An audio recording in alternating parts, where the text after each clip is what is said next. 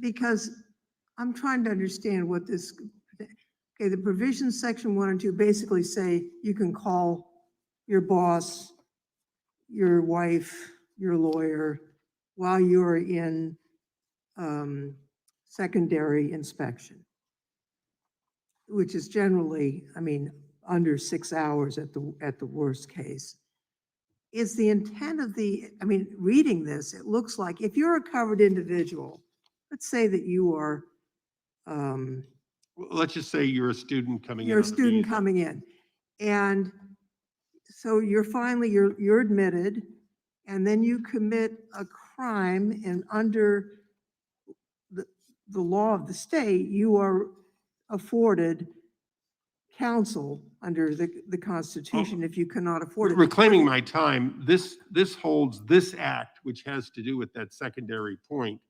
So I would hope the gentlelady is not talking about somebody who's coming back into the country and they're holding him in secondary because he's committed a crime. No, I'm trying to understand the impact of the bill, of the amendment.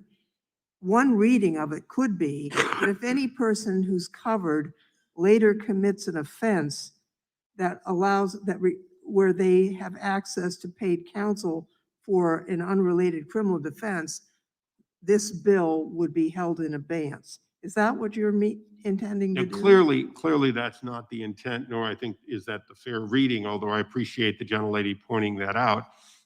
I believe that the straightforward reading is that covered in section 2A, 4, and B would be talking about an individual of any description who was in that secondary and was afforded the right to call friends, sort of the friends and lawyers. The only point is that it's been asserted that there's no cost to the government. If a court holds that phone call to the lawyer, the demand for a lawyer turns into federally paid for attorneys, then that would eliminate this program until or unless Congress further acted to provide such funds. I'll claim time in opposition. I yield back. Gentlelady's recognized. I think I understand what the gentleman, my colleague from California, is trying to do from our colloquy here, but that's not what the amendment actually provides. Provisions in section 1 and 2 of this act shall no longer be applicable in the event that any federal court holds that a covered individual as defined shall be afforded counsel at the expense of the United States government. That could be for any purpose, including a later criminal offense. Let's say you're a legal permanent resident of the United States with a clean record. You get in, then you do some bad thing and you're charged with a crime. A plain reading of this would suspend the act, even though I understand that's not what the gentleman intends with his amendment.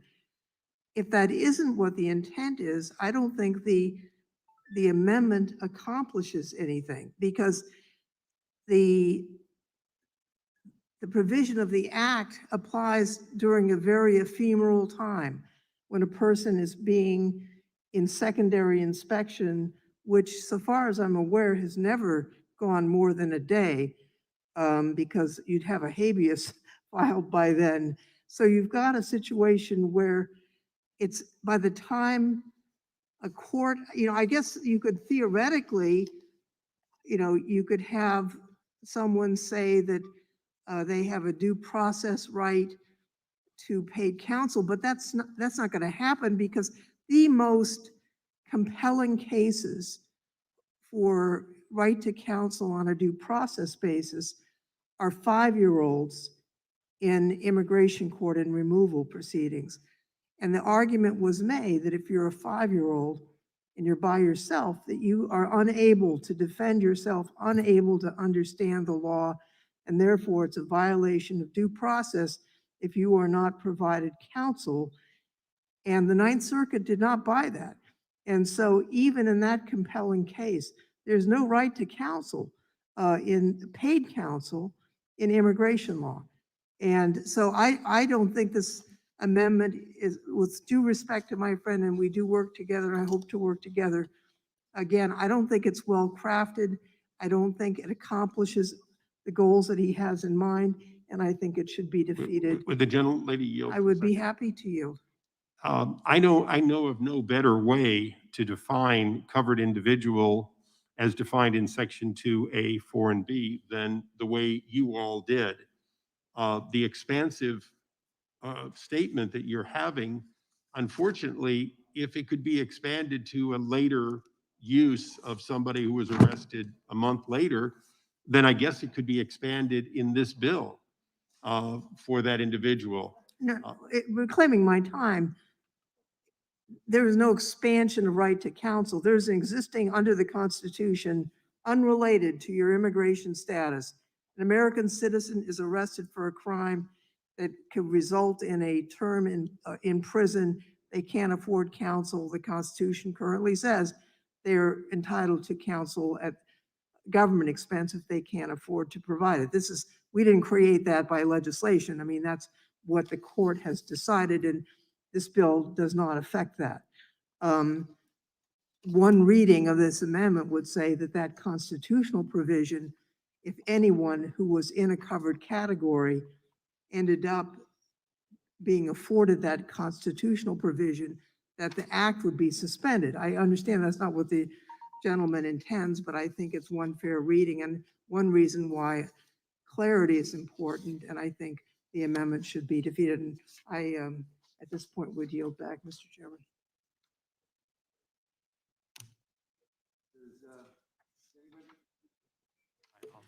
Does Ms. Jayapal seek recognition? I do. Thank you, Mr. Chairman. I just wanted to respond to my colleague from California. He seemed to indicate that I had said that I construe access as a right. And I hope I misunderstood that. I certainly don't think that. This bill clearly, which I wrote, clearly does not say that. The bill does not create a right to counsel. It does not impose any obligation on the federal government to pay for or otherwise provide counsel to individuals, which is why the Congressional Budget Office scored it as no effect on direct spending. And so I just wanted to say respectfully to my colleagues across the aisle, you know, at the very beginning, the ranking member was insisting that lawyers would be required to be provided, even after the chairman pointed out that the bill does not do that. Now, my colleague from California is insisting that this will be construed as a right to counsel. And I think we should just stick to what the bill says. It's a pretty simple bill. It's a pretty narrow bill. You know, it has been very clearly articulated in terms of what this is trying to do. And I would urge my colleagues on the other side not to be projecting onto the bill something that isn't even in the bill. We have crafted it very narrowly for a purpose. Thank you, Mr. Chairman. Unless somebody on our side wants time, I yield back. Gentlelady yields back. Does anyone else seek recognition? In that case, the question occurs on the amendment. All those in favor say aye. Opposed, nay? No. The noes have it. A quick recorded vote would be appreciated, Mr. Chairman. Well, there isn't a quick recorded vote, but a recorded vote will be occurred. The clerk will call the roll. Mr. Nadler. No. Mr. Nadler votes no. Ms. Lofgren. No. Ms. Lofgren votes no. Ms. Jackson Lee. Ms. Jackson Lee votes no. Mr. Cohen. Mr. Cohen votes no. Mr. Johnson of Georgia. No. Mr. Johnson of Georgia votes no. Mr. Deutsch. No. Mr. Deutsch votes no. Ms. Bass. Bass votes no. Ms. Bass votes no. Mr. Jeffries. Mr. Cicilline. Mr. Swalwell. No. Mr. No. Swalwell votes no. Mr. Liu. Who were there? Mr. Raskin. Ms. Jayapal. No. Ms. Jayapal votes no. Ms. Demings. No. Ms. Demings votes no. Mr. Correa. Mr. Correa votes no. Ms. Scanlon.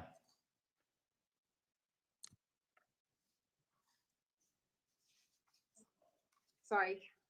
Ms. Scanlon.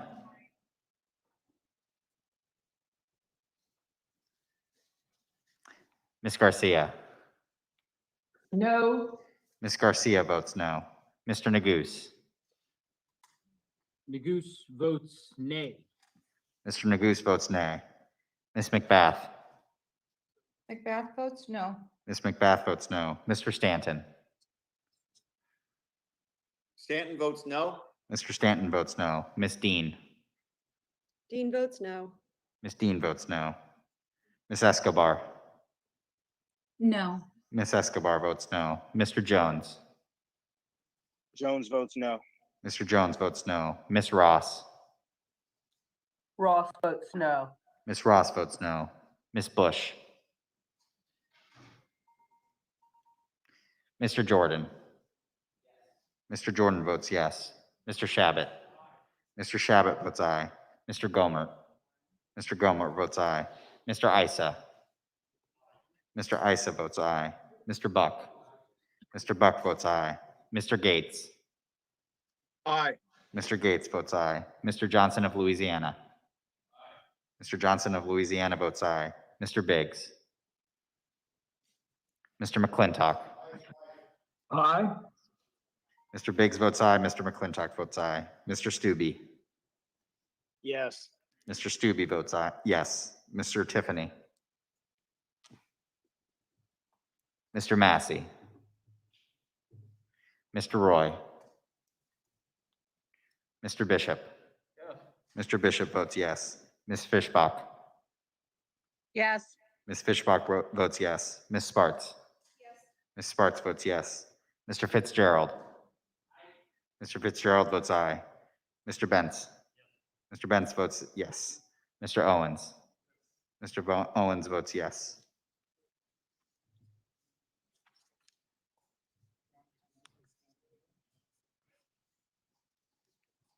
I'll wait for Has Ms. Scanlon been recorded? Ms. Scanlon, you are not recorded. Thank you. I vote no. Ms. Scanlon votes no. Mr. Roy? How am I recorded? Mr. Liu, you are not recorded. Lou votes nay. Mr. Liu votes nay. Mr. Roy? Mr. Roy, you are not recorded. Mr. Roy votes yes. Mrs. Cicilline? No. Mr. Cicilline votes no. Ms. Jackson Lee? No. Ms. Jackson Lee votes.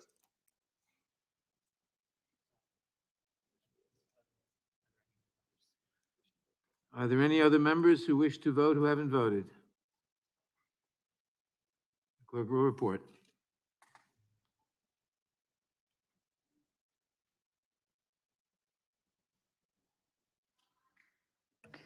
Mr. Chairman, there are 17 ayes and 22 noes. The amendment is not agreed to. Are there any further amendments to the amendment in the nature of a substitute? Mr. Chairman, I have an amendment at the desk. The clerk will report the amendment. I reserve a point of order. Amendment to the amendment in the nature of a substitute to HR 1573 offered by Mrs. Sparts of Indiana. Page 5, strike line 19 and all that follows through line 18. Without and insert. objection, the amendment is considered as read. The gentlelady is recognized for 5 minutes. Thank you, Mr. Chairman. My amendment is similar to early amendment the gentleman from California proposed, but it's dealing with a little bit more different issues and addressing really the issues of public safety and border security and national security at the border.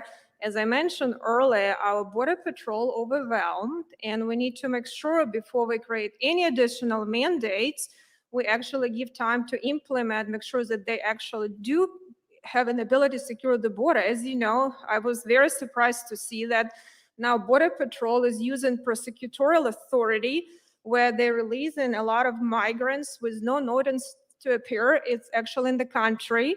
I've noticed that we do enforce COVID protocols in enforcement and removal operation, ICE operations, but we're not enforcing any COVID protocols in a processing facility. I mean, we've looked at some of the pods where they're supposed to hold 33 people, they have over 400. So I think the Border Patrol is overwhelmed and we have additional mandates. So what we need to make sure, at least the Secretary of Homeland Security can reassure us that they're able to provide all these procedures and processes processes and implement this law before we are going to have this mandate for them, and it's not a threat to national security and public safety. It's very simple amendment, and I urge my colleagues to support and yield back. Gentlelady yields back. I recognize myself in opposition to the amendment. The amendment is totally off the point. The amendment says that effectively, the bill shall not take effect unless the Secretary of Homeland Security certifies that there are sufficient resources. But the fact of the matter is that the bill imposes no resource requirement whatsoever on anybody, certainly not on the federal government. That is why, as has been pointed out many times in this discussion today, the CBO has estimated the cost of the bill as zero because it doesn't impose any cost in the first place. So an amendment that says the bill shall not take effect until the Secretary of Homeland Security certifies that he has sufficient resources is unnecessary, off the point, and therefore should be opposed. I yield back. Does anyone else seek recognition on this amendment? Mr. Chairman. Gentleman is recognized. Thank you, Mr. Chairman. That simply makes no sense. If there's more processing to be done, if there is a logistical task to be undertaken to afford to explain the right, to afford the right to have access to whatever representation, to delay the interview until the representation can be arranged, that just makes no sense at all. There may not be the cost to which the gentleman from California's amendment made reference. That is to say, the majority is arguing that the bill cannot be construed to require a grant of a right to counsel paid for by the United States government. But that does not mean that this will not impose additional logistical burden on the CBP. And it should be said in connection with that the Border Patrol officers, 40% of them are fully occupied in the current disastrous immigration flow on duties other than their mainline duties. You're talking about imposing yet additional duties on them. There will be a cost, and there will not be resources. The amendment's well taken. But the gentleman yield? I yield to, who said that? Mr. Jordan. Gentleman. I thank the gentleman for yielding, and I support the gentlelady's amendment. And he's exactly right. This would be the first time in history a government mandate didn't cost something. Man, we've all heard about unfunded mandates. I mean, many of us spent time at the state government in the General Assembly back in our respective states, and there's always mandates from the state on local school. Mandates from government always cost something, but this is the first time in history it's not going to cost. And we already know Border Patrol is overwhelmed. The gentlelady has been so articulate several times today talking about what she has seen not on one trip to the border, but on 2 trips to the border. So for the first time, Democrats have figured something out. Mandates don't cost anything. Mr. Bishop, first time in history, this is amazing. So yeah, we should support this amendment. It's just good common sense. And it respects the people who are busting their tail right now on the border, working round the clock to deal with a situation our country has never seen. Border Patrol told us that March was the busiest month in the history of Border Patrol keeping data, keeping records. But we're going to give them a mandate. But don't worry, it's not going to cost anything. Not going to matter. Not going to make their life tougher. That makes, as the gentleman said, that makes absolutely no sense. Absolutely no sense. I appreciate the gentleman for his words and for yielding, and appreciate the gentlelady's amendment, and hope that the committee would actually support something that makes just good common sense. I yield back to the gentleman. I thank the gentleman. It's evident that there are no plans for any proposal or any policy to improve the security of the border. There are plans to consume more resources processing people contrary to the laws of the United States into the country. That's the system, the implementation of the system to which the Biden administration refers to when they say that the system was dismantled. That's the term they use, dismantle. What the system they want to remantle, if you will, is a system to expedite the entry and to apply more resources into the entry into the country of an ever-increasing flow of migrants, economic migrants from other countries. And this is part of that. But the notion that it will not take additional resources or that it will not impose additional burden on the CBP and take it more and more away from its core responsibility to defend and secure the border is an absurd proposition. Would the gentleman yield? The gentleman yield. I will. I'm sorry, the gentleman, Mr. Jordan. Certainly. I thank the gentleman for yielding. I will tell you what is happening on the border.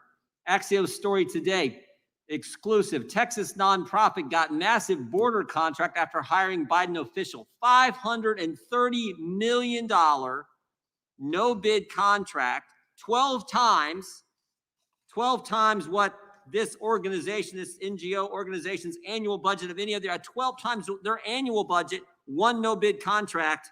They get to deal with the influx of migrants. That is what's happening on the border. I would ask, Mr. Chairman, I would ask unanimous consent that this article be entered into the record. Without objection. Yield back. Would the gentleman yield? I will. I just wanted to note that the Border Patrol is not impacted at all on this.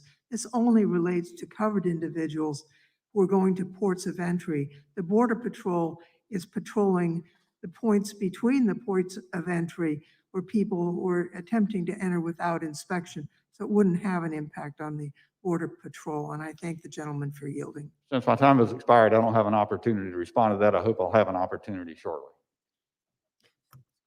For what purpose does Ms. Escobar seek recognition? Move to strike the last word. Gentlelady is recognized. Thank you, Mr. Chairman. You know, as someone who is a third generation border resident, someone born and raised and has lived my life going back and forth across the ports of entry, it is really striking to me how little some lawmakers understand what actually happens along the border, which is why I work really hard when members come to El Paso on one of my codels to do everything I can to explain how things work. As Ms. Lofgren pointed out, Border Patrol agents are not those folks handling secondary inspections at the ports of entry. Those are OFO officers. OFO officers are the ones who handle the operations at the ports of entry. So this has nothing to do with Border Patrol. So Border Patrol agents will not be impacted at all. And as someone who represents a border community, I can tell you that some of the regular complaints that my office gets, I get them when I'm at the grocery store, just talking to folks. People are pulled into secondary for various reasons. Most of the folks pulled into secondary at the ports of entry, in my experience, have been American citizens. And if they can just use the phone to call a spouse, their employer, or people who are waiting on them, that is part of what this bill does. It is so simple. And it is so fundamental. But what has happened at our ports of entry and what has happened with communities like mine along the border is our rights have been eroded significantly over time. The fact that there even has to be a bill about this is pretty shocking. And the fact that there is such opposition to such a fundamental issue as being able to use a phone to call someone when you're being detained is also shocking. I would like to yield the remainder of my time to Ms. Jayapal. Thank you, Congresswoman Escobar. I just wanted to add to what you said. I actually think that this bill is going to save time and resources from Border Patrol because they won't have dozens of people, in some case hundreds of people, languishing, U.S. citizens, U.S. permanent residents, people with valid visas, languishing in Border Patrol facilities. Those facilities have been overcrowded with these individuals. I represent a northern border state, and I mentioned the Iranian Americans, 200 Iranian Americans who were held in a tiny little room for hours and for up to 12 hours. And so if anything, this is going to help save space and resources from Border Patrol and allow these individuals, the vast majority US citizens, legal permanent residents, to just be able to call an attorney so they can, or a family member or whoever, so that they can quickly clear this up and get out of there. I appreciate that my colleagues keep trying to make this, some big thing that's going to cost a lot of money and create all these problems. But this bill will actually help Border Patrol to be able to put their resources into the things they should be focusing on, rather than keeping U.S. citizens, legal permanent residents, and other people with valid visas in essentially a lockdown and not allowing them to get any assistance. Thank you, and I yield back to my colleague.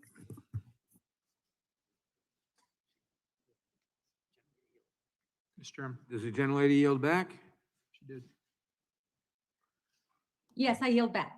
Gentlelady yields back. Mr. Chairman, For what purposes the gentleman from Ohio seek recognition? should we strike last word? Gentleman's recognized. Yield the gentleman from North Carolina. I thank the gentleman. And I think I was going to respond to the gentlelady from California, but I'll start with Ms. Jayapal. If I understood what she just said, she contends that granting a right to counsel, granting access to counsel in an interview is going to expedite the process of the interview. Anyone who's ever look, I've practiced law for 30 years. It's very important to have a right to counsel for American citizens in various circumstances. The Constitution guarantees it. It doesn't make things go faster. Would the gentleman yield just for Not correction? now, let me finish the point if I can. To the gentlelady from California, who said this will not have an impact on the Border Patrol. Granted, the 40% of impact on the Border Patrol, taking those line officers out of their primary duty in order to provide babysitting and care services, is what the Border Patrol is enduring. But we also went to the ports of entry, and I thank the gentlelady for triggering my memory about it, because they were emphatic about the burdens on their resources of processing people through, the limitations of their space. In the McAllen station, for example, or Hidalgo, I guess it is, a facility that is owned by and provided by, leased from McAllen, very old, limited places, and they were actually taking pains to point out to us how they would be constrained with in terms of interviewing, in fact, exactly that, interviewing entrants into the country that they're required to process if things should change. They were concerned about their ability to maintain queuing. They showed us videos about how the station itself was overwhelmed with riotous migrants within the last couple of years. The notion, again, that there's no impact on the Border Patrol for this particular additional burden you wish to impose is apt and correct as far as it goes. But there is a burden on the Office of Field Operations, I believe they call it, the agents, the U.S. Border Patrol, I think it's U.S. Border Patrol, who man the ports of entry. And for that particular station, as they illustrated for us, it would create utter chaos to have this additional burden imposed upon them. And with that, I think I yield back to the gentleman from Ohio. Would the gentleman yield the gentlelady from Indiana?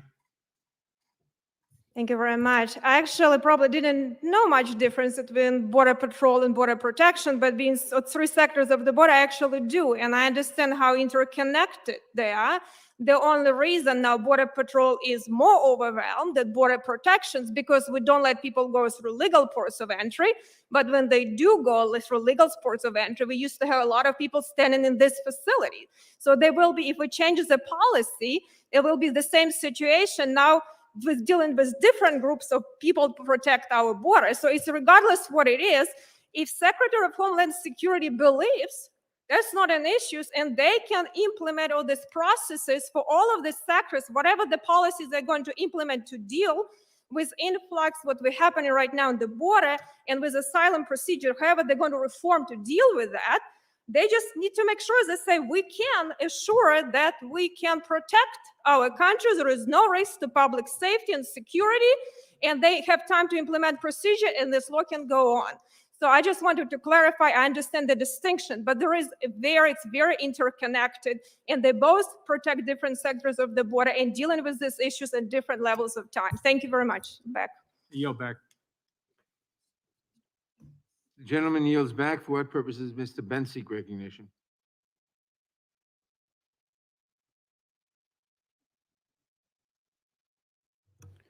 Move to strike, Mr. Chair. Gentleman is recognized.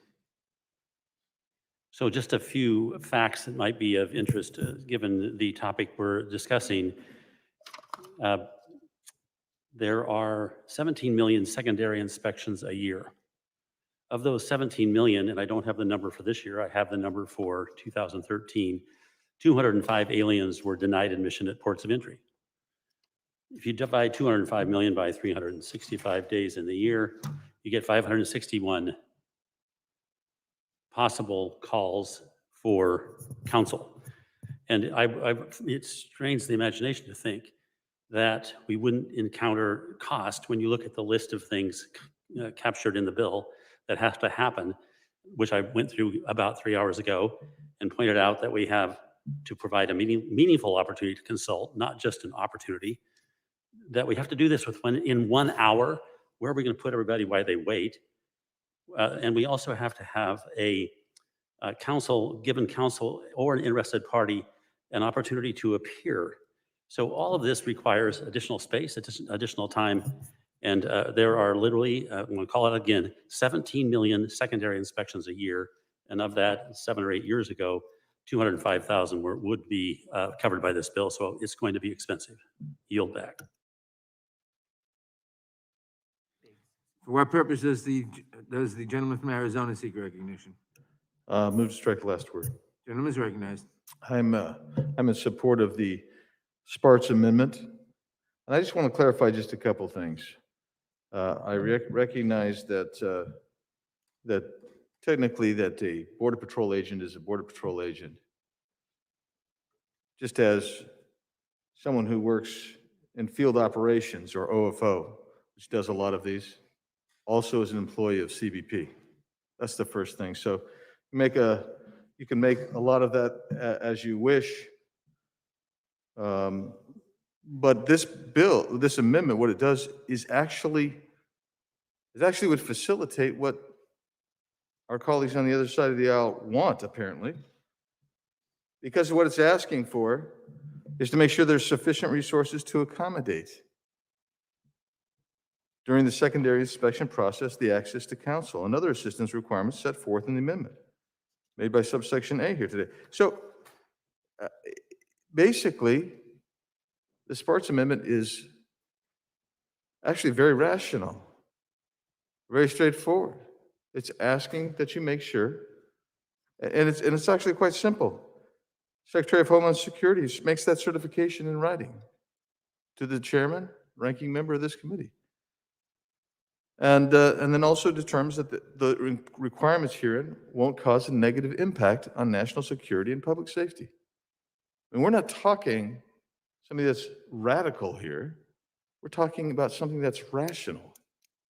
And maybe that's a step too far. But I support this amendment, and with that, I'll yield back. The gentleman yields back. Does anyone else seek recognition? In that case, the question occurs on the amendment to the amendment in the nature of a substitute. All in favor say aye. Opposed, no. No. No. The noes have it. And the amendment is not agreed to. Mr. Chairman, I ask for a recorded vote. I ask for a Recorded vote is requested. The clerk will call the roll. Mr. Nadler. No. Mr. Nadler votes no.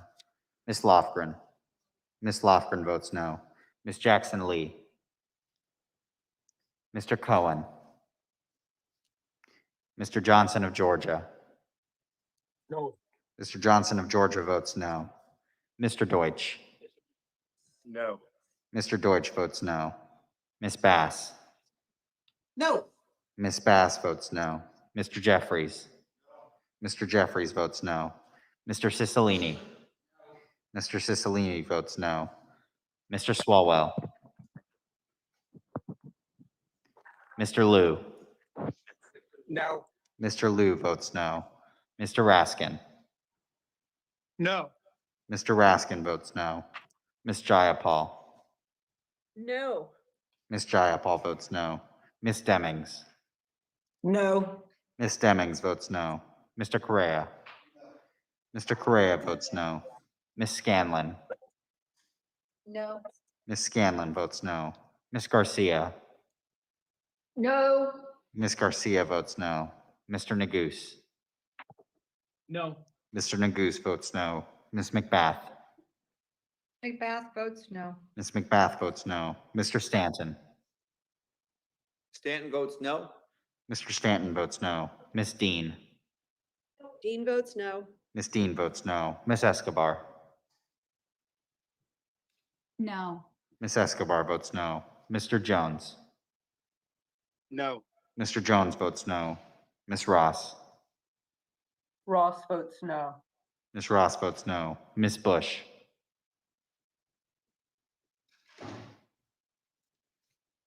Mr. Jordan. Mr. Jordan votes yes.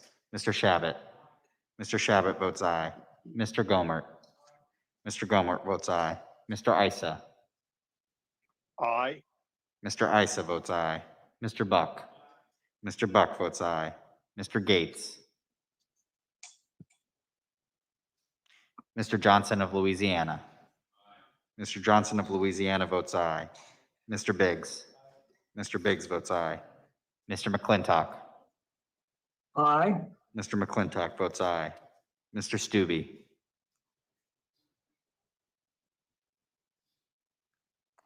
Mr. Stubbe. Stubbe votes yes. Mr. Stubbe votes yes. Mr. Tiffany. Mr. Massey. Mr. Roy.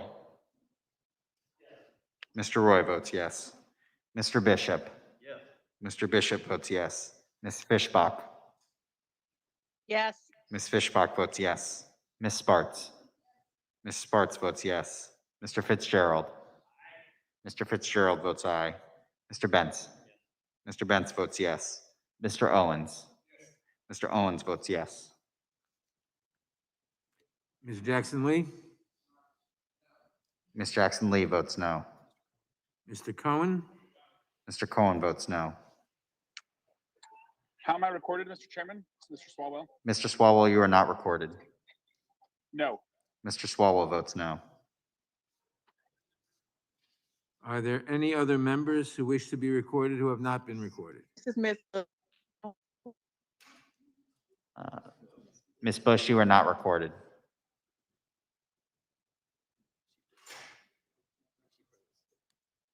We're having internet issues.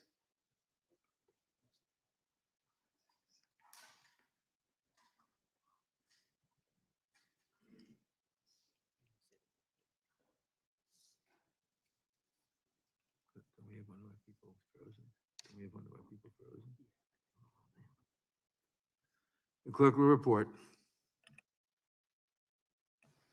Mr. Chairman, there are 16 ayes and 24 noes. The amendment is not agreed to. Are there any further amendments to the amendment in the nature of a substitute?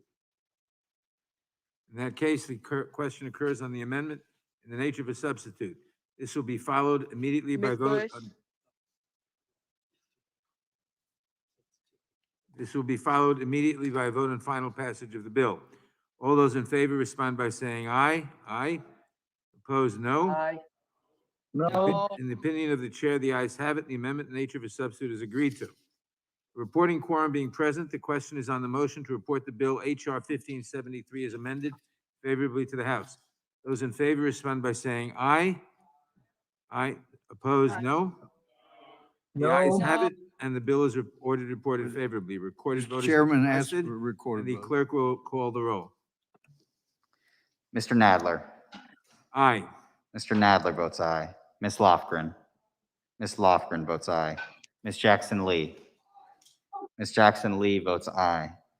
Mr. Cohen.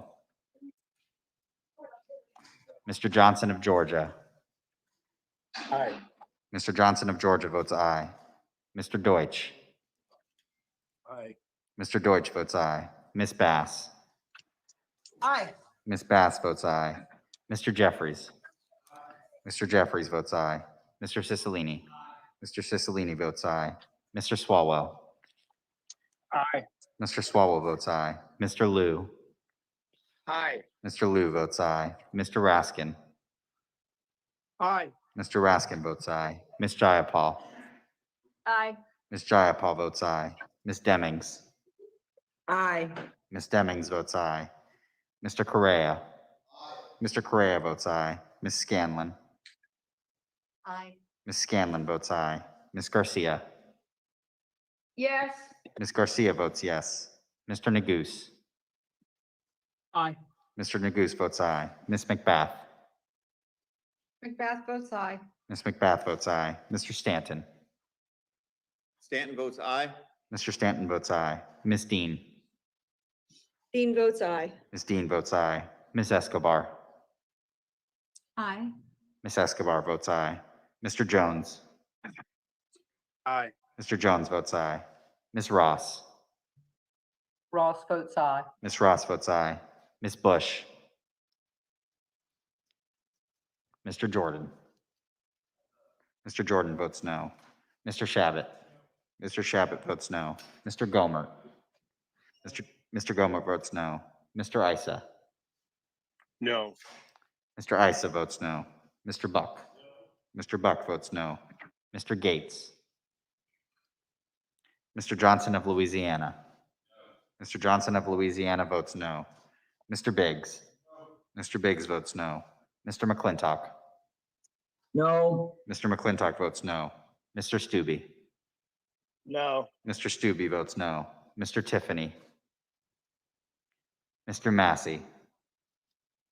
Mr. Roy. Mr. Roy votes no. Mr. Bishop.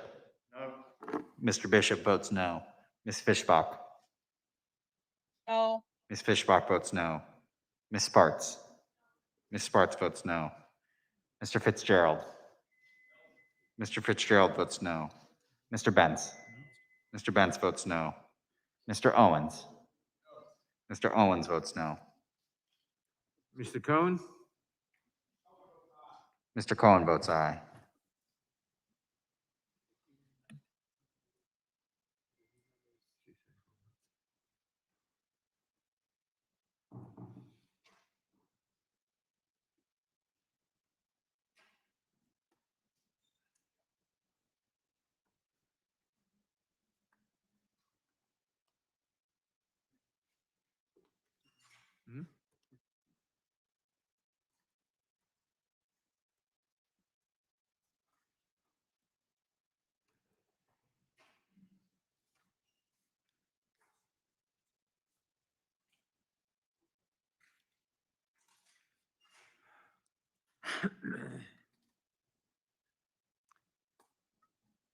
Are there any members who haven't voted, who haven't voted, who wish to vote? The clerk will report. Mr. Chairman, there are 24 ayes and 16 noes. The ayes have it, and the bill is amended, the bill is ordered reported favorably to the House. Members will have 2 days to submit views. Without objection, the bill will be reported as a single amendment in nature of a substitute incorporating all adopted amendments, and staff is authorized to make technical and conforming changes. Mr. Chairman, just had a quick question. For what purpose does the gentleman seek recognition? Just a question of the chairman. Mr. Chairman, just a question on an issue that concerns the committee. It's being reported by the DC Bureau Chief for the Intercept, the gentleman Ryan Grimm. I understand it's not always wise to believe what's said on Twitter, but he's reporting that the Democrats will be introducing legislation to expand the Supreme Court from 9 members to 13 members, and that you and 2 of our members on this committee will be sponsoring that legislation. Is that accurate? Point of order, Mr. Chairman. It's again. That is not the This is subject. not like an appropriate That is time to not make the inquiry sub- of the chairman. That is not the subject of the markup. Expanding the Supreme That is Court, not the a subject report of that the- the chairman's going to be that is sponsoring not- legislation is not something to be talked about on the House Judiciary. In the middle of a markup. Gentlemen, I waited till the bill was over, asked the Gentlemen will chairman a question. suspend. If you don't think it's important about The Democrats trying to expand the Gentlemen will size of suspend. Supreme Court. Pursuant to I think that's notice, a pretty important issue, pursuant Mr. to notice, I Cicilline. now call up HR 40, the Commission to Study and Develop Reparation Proposals for African Americans Act, for purposes of markup, and move the committee report the bill favorably to the House. The Will we clerk take will that as, can we take that the as a clerk no? will You're not report the sponsoring bill. that, Mr. Chairman? HR 40, to address the fundamental injustice, cruelty, brutality, and inhumanity of slavery in the United States. And the Without 13th objection, the bill is considered as read and open for amendment at any point. I will begin by recognizing myself for an opening statement. HR 40, the Commission to Study and Develop Reparation Proposals for African Americans Act, is historic legislation that would establish a commission to examine the shameful legacy of slavery and Jim Crow in this country and to develop proposals on how we can best move forward as a nation. This legislation is long overdue. For nearly 3 decades, the former chairman of this committee, John Conyers of Michigan, introduced HR 40. Our colleague, the gentlewoman from Texas, Ms. Jackson Lee, has taken up this sponsorship of this legislation, and I am pleased to be an original co-sponsor. HR 40 is intended to begin a national conversation about how to confront the brutal mistreatment of African Americans during chattel slavery, Jim Crow segregation, and the enduring structural racism that remains endemic to our society today. Even long after slavery was abolished, the anti-Black racism that undergirded it reflected and defined part of our nation's attitudes, shaping its policies and institutions. Today, we still live with racial disparities in access to education, healthcare, housing, insurance, employment, and other social goods that are directly attributable to the damaging legacy of slavery and government-sponsored racial discrimination. These disparities, in terms of disproportionate burdens on African Americans, have only been exacerbated by the COVID-19 pandemic. It is important to recognize that HR 40 makes no conclusion about how to properly atone for and make recompense for the legacy of slavery and its lingering consequences. It does not mandate financial payments of any kind, and it does not prejudge the outcome of the Commission's work. Instead, it sets forth a process by which a diverse group of experts and stakeholders can study the complex issues involved and make recommendations. In fact, most serious reparations models that have been proposed to date have focused on reparative, community-based programs of employment, healthcare, housing, and educational initiatives, righting wrongs that cannot be fixed with checks alone. This moment of national reckoning comes at a time when our nation must find constructive ways to confront a rising tide of racial and ethnic division. On January 6th, we saw the ugly confluence of such divisions, as white nationalist groups appeared to be among those playing a central role in the violent assault on the United States Capitol. And we continue to see unarmed Black people killed by police at a disproportionate rate, with another tragic death just this week. White nationalism and police community conflict are just part of the long legacy of anti-Black racism that has shaped our nation's laws, institutions, and societal attitudes. That racism and division hold back our country's longstanding efforts to carry out what the preamble to the Constitution says it is designed to do, to form a more perfect union. Reparations in the context of HR 40 are ultimately about respect and reconciliation, and the hope that one day all Americans can walk together toward a more just future.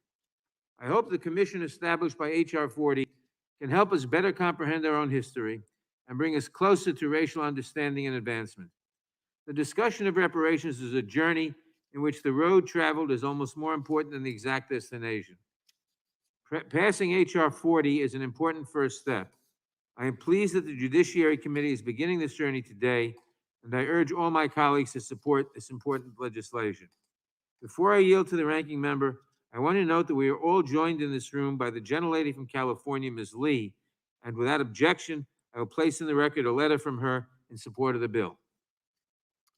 I now recognize the distinguished ranking member of the committee, the gentleman from Ohio, Mr. Jordan, for his opening statement.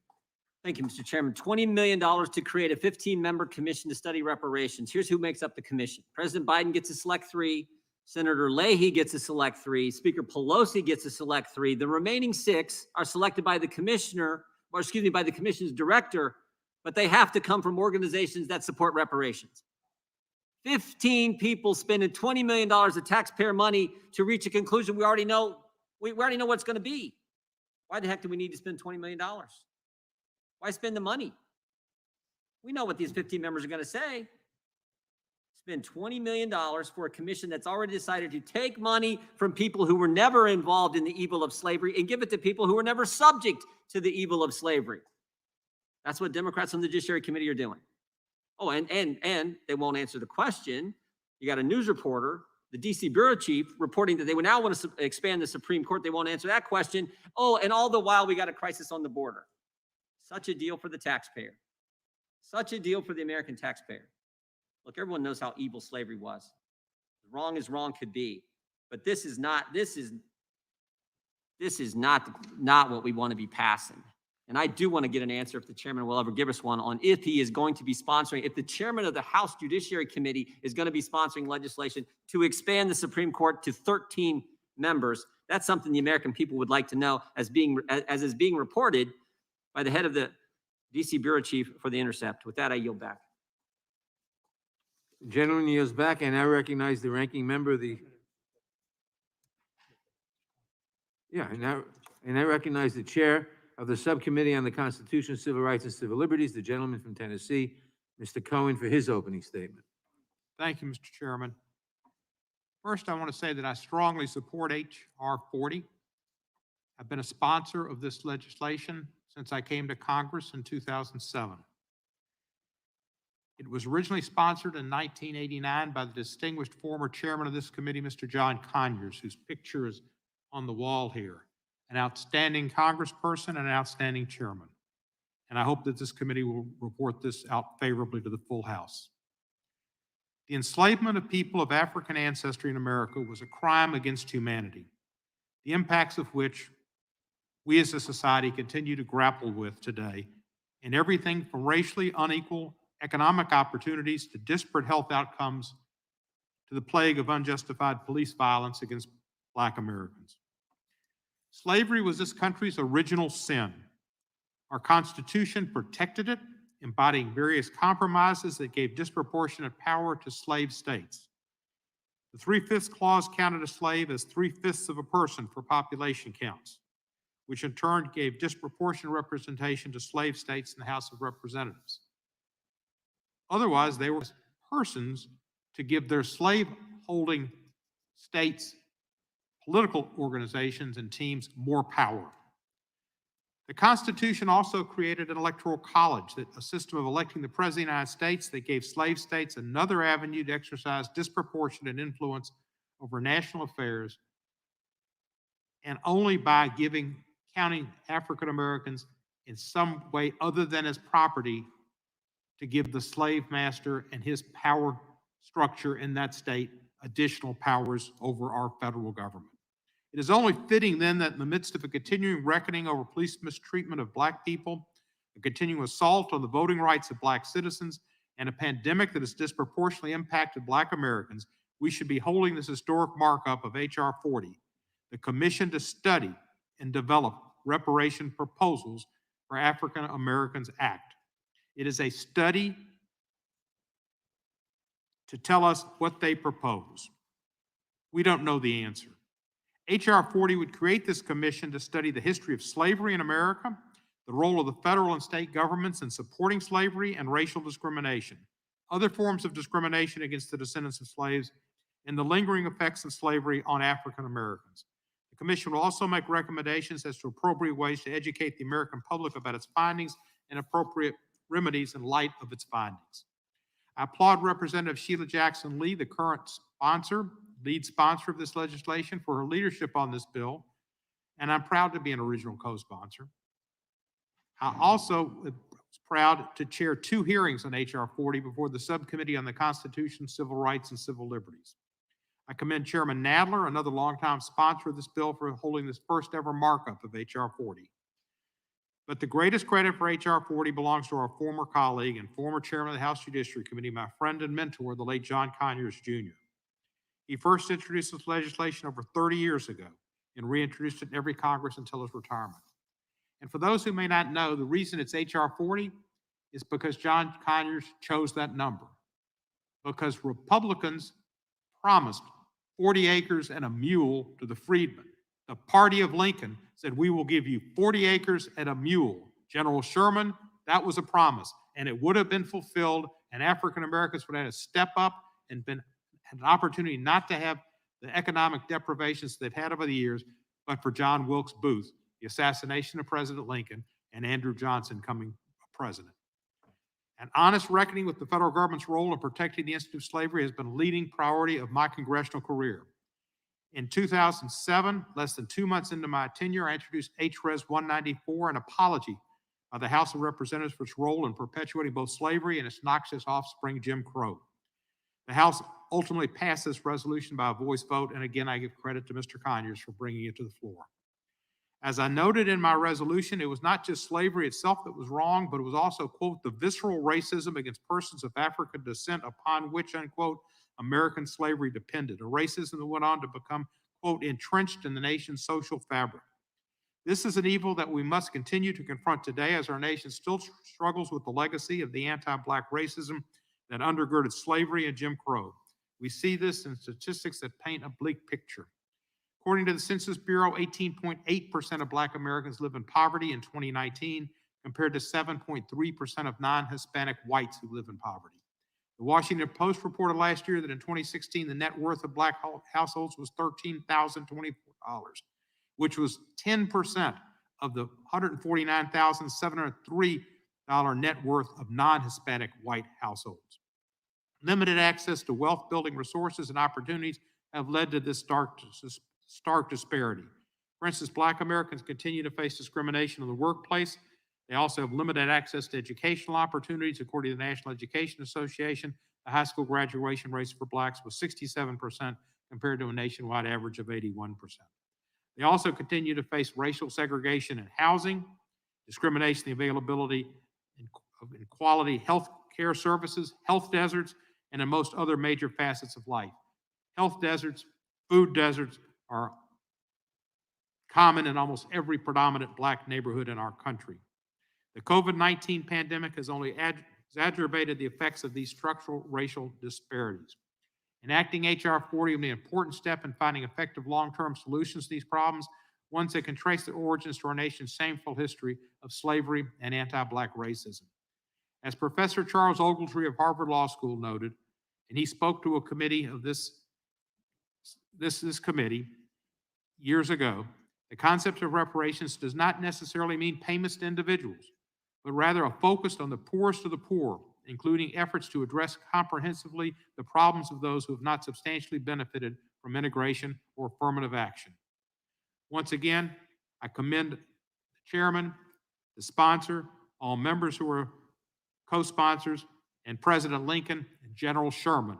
And I urge the party of Lincoln to rise up to the calls of President Lincoln and General Sherman to do right. I urge the committee to support H.R. 40 and to report it favorably to the House. I yield back the balance of my time. Without objection, all other opening statements will be included in the record. I now recognize myself for purposes of offering an amendment in the nature of a substitute. The clerk will report the amendment. Amendment in the nature of a substitute to H.R. 40 offered by Mr. Nadler. Strike all that follows after the Without enactment. objection, the amendment in the nature of a substitute will be considered as read and shall be considered as base text for purposes of amendment. I will recognize myself to explain the amendment. H.R. 40 was first introduced by former Chairman John Conyers more than 40 years ago. Let's see the nature of the amendment. More than 30 years ago in 1989.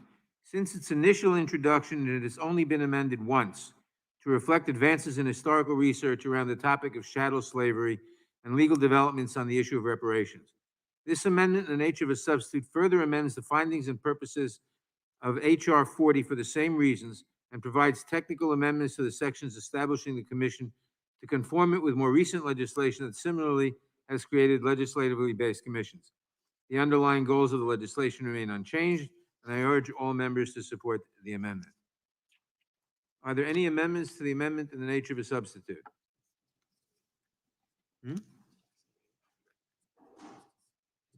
For what purpose does Ms. Jackson-Lee seek recognition? Strike the last word. Gentlelady is recognized.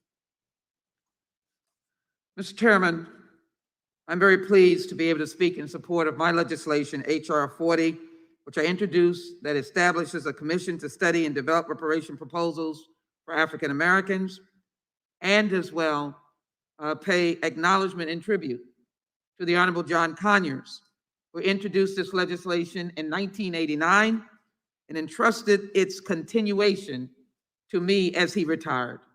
I took that challenge seriously, and here we are today, marking up for the first time in the history of the United States of America any legislation that deals directly with the years and centuries of slavery of African American people who are now the descendants of those Africans. I want to thank my colleagues for their persistence and joining me in this legislation, both Mr. Nadler, Mr. Cohen, and all of my colleagues who are here today. To my colleagues on both sides of the aisle, thank you for understanding the pain in which this body of people have experienced. And I ask my friends on the other side of the aisle, do not cancel us tonight. Do not ignore the pain, the history, and the reasonableness of this commission. This is a governmental commission, a commission that establishes the parameters of a study that provide the roadmap for the truth of the brutality and the onerous and terrible burden placed on African Americans and this nation by slavery. I hold in my hand the Constitution, which did not hold us as a whole person in its founding, even though we know that the opening statements in this Constitution says, we ask and expect to create a more perfect union. H.R. 40 is to answer that question of perfection. It's to answer General Sherman's point about 40 acres and a mule. It is to answer the imploding of the Reconstruction that fell on the backs of our ancestors through Jim Crowism and segregation and brutality. It is to answer the question of now some 4,000 of lynchings that occurred, with the predominant number of them, as we will discuss throughout this process, that were African Americans. It will discuss the Social Security legislation by Franklin Delano Roosevelt that for 2 decades, African Americans were not able to participate in large numbers, or redlining that undermined creating wealth, which of course evidences the fact that the wealth gap between white Americans and African Americans is as enormous today as it was in the 1960s. The terror of white violence against African Americans continued well into the 20th century, with historians marking the 1981 Ku Klux Klan lynching of a 19-year-old Michael Donald, innocent, in Mobile, Alabama, as a purported final lynching in America. It was supposed to end an era of horror. But look where we are today. A lieutenant in the United States Army brutalized because of the color of his skin, for it seems no other explanation. A young man lost his life just recently in Minneapolis in the George Floyd trial proceeding in Minnesota as well. Where are we today? Harvard University study indicated that if reparations had been in place before COVID-19, peer review, that there would not have been the numbers of African Americans who got sick, who got infected, and died from COVID-19. Though critics have argued that the idea of reparations is unworkable politically or financially, their focus on money misses the point. The goal of this historical commission and its investigations to bring American society to the new reckoning with how our past affects the current conditions of African Americans, and to make America a better place to help and truly study the disadvantaged. Consequently, the reparations movement does not focus only on payments, but it focuses on remedies that can be created in many forms necessary to equitably address the many kinds of injuries sustained from the chattel slavery and its continuing vestiges. To merely focus on finance is an empty gesture. We're asking for people to understand the pain, the violence, the brutality, the chattelness of what we went through. And of course, we're asking for harmony, reconciliation, reason to come together as Americans. I always believe if you understand, you can act. We want to act today by passing H.R. 40, the Commission to Study and Develop Reparation Proposals. I yield back, Mr. Chairman. For what purpose does Mr. Owen seek recognition? Ask to strike the last word. Gentleman's recognized. Let's start off real quickly, kind of getting this record straight. Yeah, the 40 acres and a mule was a promise by the Republican Party. Promises kept until President Lincoln was killed. And then a Democratic president took over, Andrew Johnson. First thing he did is went down and took away the guns of the blacks who were given this property throughout South Carolina, Florida, and Georgia. And then they came back and took away their property. The KKK, Democrats. Jim Crow, Democrats. And guess what? The KKK was actually eliminated in 1985. And until Woodrow Wilson, Democrat president, decided to bring it back with Birth of the Nation that he showed in the White House. And a few years later, it was Democrats who burned Wall Street down, Democratic KKK. Slavery was and still is an evil. Whether it's 83 years of history in our nation, or the prior 3,000 years of history, or the presence today around the world. Reparation is divisive. It speaks to the fact that we are a hapless, hopeless race that never did anything but wait for white people to show up and help us. And it's a falsehood. It's demeaning my parents' generation, that one of the greatest generations in the history of our country. We have a history of millions of middle class and wealthy Black Americans throughout our 20th century who achieved their dreams. Instead of a theory, I'd like to share the reality of a race whose history of success in America has been stolen, and what we can do to repay that damage. I grew up in the Deep South, Tallahassee, in the 50s and 60s, where we believed in commanding respect, not begging or asking for it.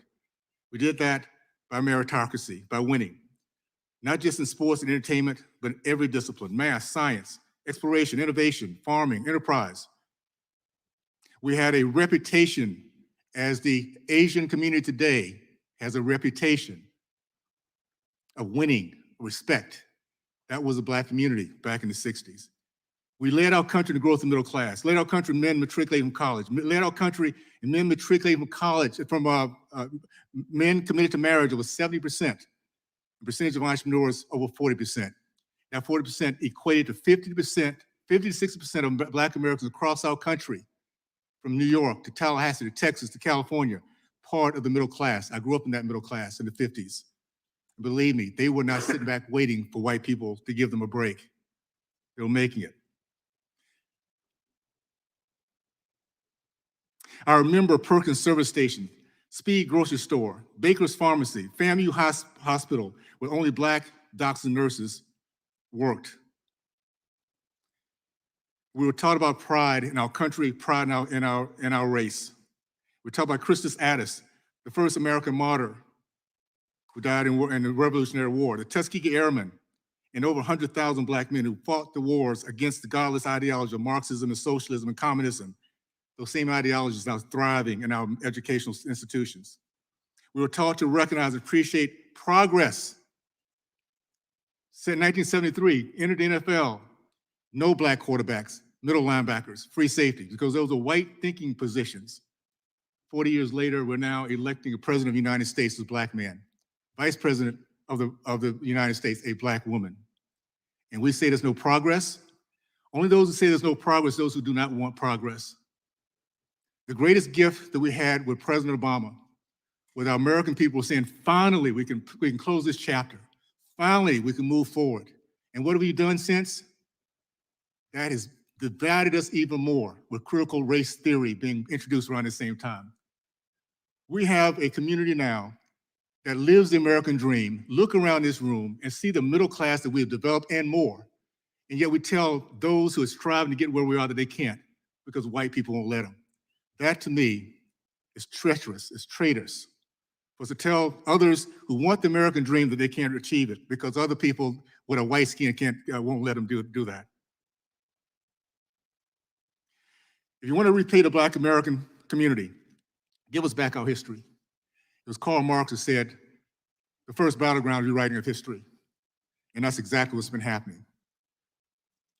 You take away our history, you take away pride in our past, appreciation for our present, and a vision for our future. And that's what you're seeing in Chicago, Baltimore, Ferguson, every place Democrats oversee a black community is misery. And we're gonna blame white people? How about an ideology? How about we take ownership? Educate our young people again. Give them jobs opportunities again. Tell them that the way to get in this country is through free market. Allow them to take away the regulations, allow them to run their own businesses. Don't burn down their businesses every year because a white police shoots a black person. When you have black people, 93% of the thousands of black people being killed are by other black people. Crime is a true issue. And with that being said, we are not a hapless, hopeless race. We're just like everybody else. Give us a break and we'll make it happen. Stand back and you see how great our nation, our community truly is. Give us an opportunity. We get that done, and I yield back. The gentleman yields back. For what purpose does Mr. Correa seek recognition? Chairman, I move to strike the last word. Gentleman is recognized. Mr. Chairman, I fully support HI 40, and I would point out that this study does not go far enough. America is a great nation with strong democratic institutions, free enterprise, and strong civil rights and religious freedoms. Yet we as a nation have lived through some very dark times. HR 40 addresses one of these dark moments, which is slavery. This bill is about making our nation a greater place for all to live. I would also draw your attention to another dark time in our history, the repatriation of the so-called Mexicans during the Great Depression or the 1930s. During the Great Depression, individuals that appeared to be Mexican citizens were rounded up, put in railroad cars, and deported. And among them, many, many US-born citizens. And this is a personal issue for me. My father, my aunts, uncles, all US-born citizens grew up in Mexico. They were repatriated to a nation that was not their own. And ladies and gentlemen, history has a way of repeating itself. Today, about 1 million American-born citizens, children, are growing up in Mexico. Again, another side effect of our mass deportations. And it is important that we step back and look at our immigration policies holistically. And it is critical that we address immigration policy and immigration reform in the context of justice and due process for all Americans. Again, Mr. Chairman, I support HI 40, and I hope that other studies are undertaken to remind us of these types of historical injustices so that we may address them and not have to repeat them. And with that, Mr. Chair, I yield. Gentleman yields back. Who else seeks recognition? For what purpose does Mr. Roy seek recognition? I move to strike the last word. Gentleman is recognized. Well, first, I would very much like to associate myself with the gentleman from Utah and his fine words that he shared with the committee. And I would offer that I think this is the wrong path for the future of our nation. Chief Justice Roberts, I don't always agree with, just for the record, I think put it very well in one of the Voting Rights Act cases from around 2005 when he said, quote, "This divvying us up by race is a sordid business," end quote. I think he is right. And I think that is the problem here. And I think this is not the direction we want to carry our country forward. One of my heroes that I grew up learning economics from, unfortunately passed away last year, Walter Williams. And I learned a lot reading Walter Williams. I unfortunately never took his class. He taught at George Mason. I went to the University of Virginia.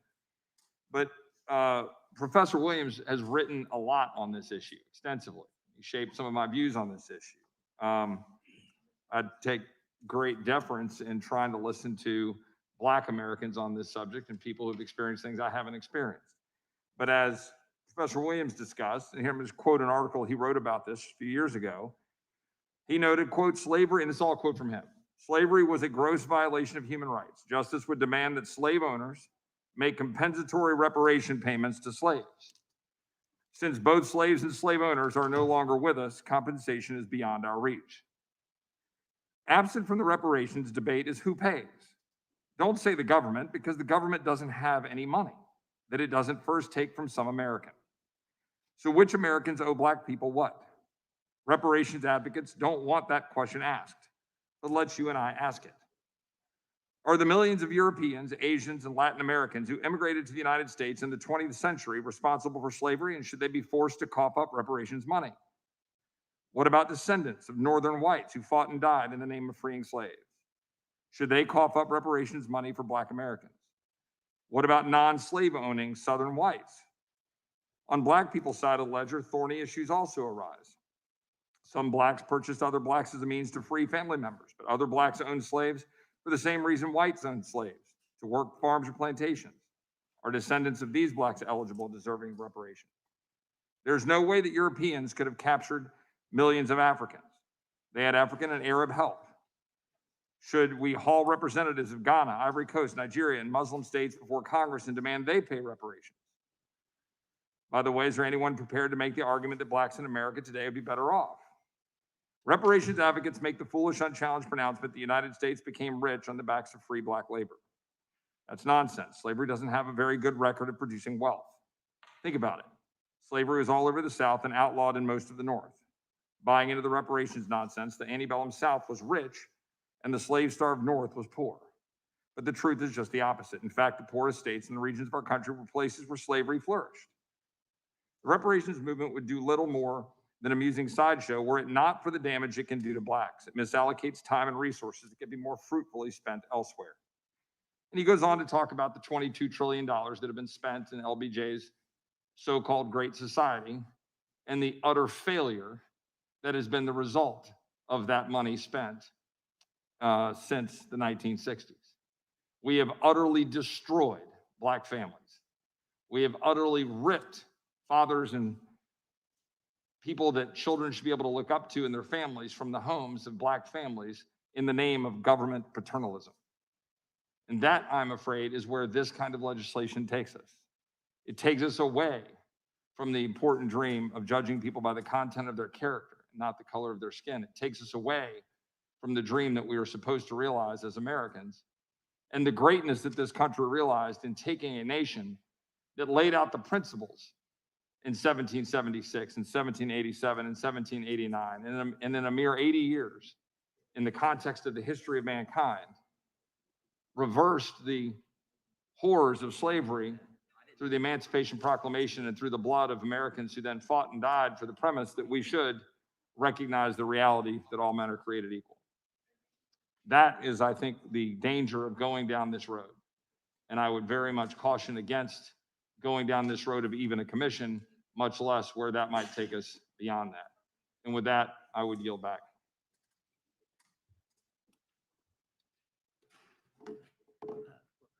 For what purposes does the gentlelady from Pennsylvania seek recognition?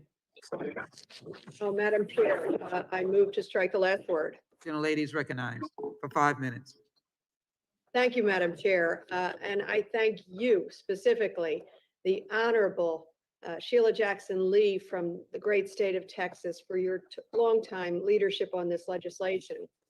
You know what? I hope everybody understands that this legislation is about understanding the full extent of our history, our policies, our laws that have consistently failed African Americans. We have to take a look at that. We have to reckon with it because if we don't, we will never move beyond it. Hasn't this year taught us that? Our nation's history of racism extends well beyond slavery and Black codes and Jim Crow, segregation, the horrors of our lynching history. It extends into our structures and to the systems that continue to perpetuate inequalities today. We see it even today. I acknowledge these terrible wrongs in our history and the shameful role our federal government has played in these wrongs. We must, with recognition, continue to figure out and study and understand what the injuries are and to find remedies. That is our lot. That is our burden. Studying remedies to this history is what H.R. 40 is all about, and the shameful role our federal government played in these wrongs. As Congresswoman Jackson Lee says, this is not a symbolic act. It is a path to restorative justice. You know, my faith guides me in aspects of my work, and all of us have a moral responsibility to fix the brokenness of slavery, to fix the racist policies that have followed. We have an opportunity here to set a new course for our nation, to finally meet the promise of our nation's founding. I remember, as Reverend Eugene Taylor Sutton, the Episcopal Bishop of Maryland, said when he appeared before us in 2019, he said, and I quote, "We are not yet fully the beloved community that God intends for us to be," end quote. The study and the development of reparations proposals could reveal remorse, atonement, reconciliation for our nation's original sin, and bring us closer to a more equitable society. As I said in the beginning, it most importantly might bring us understanding. This study and its subsequent actions is long overdue for Black Americans, but really not just for Black Americans, it's for all Americans. I'll end on the notion of a woman that I just revere, the story and the life of Sojourner Truth. She renamed herself as a freed woman, Sojourner Truth, a traveler for the truth. And it was she who lobbied presidents and senators and members of Congress for some sense of remorse and reparation. Let us learn from her journey and her story and her famous speeches, "Ain't I a Woman," among them. Sojourner Truth, a traveler for the truth, taught us long ago that we must face our history in order to be healed from it. And with that, I thank you, Madam Chair, for all your work, and I yield back. Madam Chair, Madam Dean, would you yield your time to me? I would love to yield to you. Thank you. Let me thank you for that gracious and graceful acknowledgement of your faith in what we're really here to do. And I do want to just quickly say that each of us in this room have personal experiences. As we do this legislation, each of us will take pains not to personalize whether or not we are successful, our families are successful. That is the basis of this commission, to be able to look globally at the issue of slavery as the original sin and the brutality of it, and to then take the journey that looks at the stark disparities in the African-American community. I hope in this moment that we will not take the opportunity to point blame or to cast any actions of racism as one party or the other. It was America's sin, and that's what we hope to address. Just factually, let me acknowledge that Congress passed and President Lincoln signed a bill that paid reparations to the owners of slaves in the District of Columbia. We're not going down a pathway that has never been traveled before. I started out by saying, let us not cancel each other tonight. Let us not have a cancel culture, but an open-mindedness. I also want to acknowledge my friend and colleague again as I yield, and that is the Honorable Barbara Lee. Her legislation, HCON Res 19, complements this work of restoration. With that, I want to recognize Mr. Shabbat for 5 minutes. Thank you, Madam Chair. This country's history relative to slavery and the subsequent legalized discrimination, Jim Crow, was antithetical to America's founding ideals that all men are created equal and are endowed by their Creator with certain inalienable or unalienable rights. As we have been reminded over the last year or so, much work remains to be done to improve race relations in this country, including between the government and the people it's intended to serve. Unfortunately, this legislation would only set those efforts back. No one alive today is responsible for the harms inflicted by slavery in the United States, a practice that ended over 150 years ago. Further, as a nation of immigrants, our population has exploded since the barbaric practice of slavery was ended. Our population at the outset of the Civil War was just over 31 million. And it must be noted that a very large portion of those individuals did not own slaves. 30 years later, as immigration into the U.S. began to surge, our population had more than doubled. And 30 years after that, in 1920, the population stood at over 106 million, more than 3 times what it was 60 years earlier when slavery ended.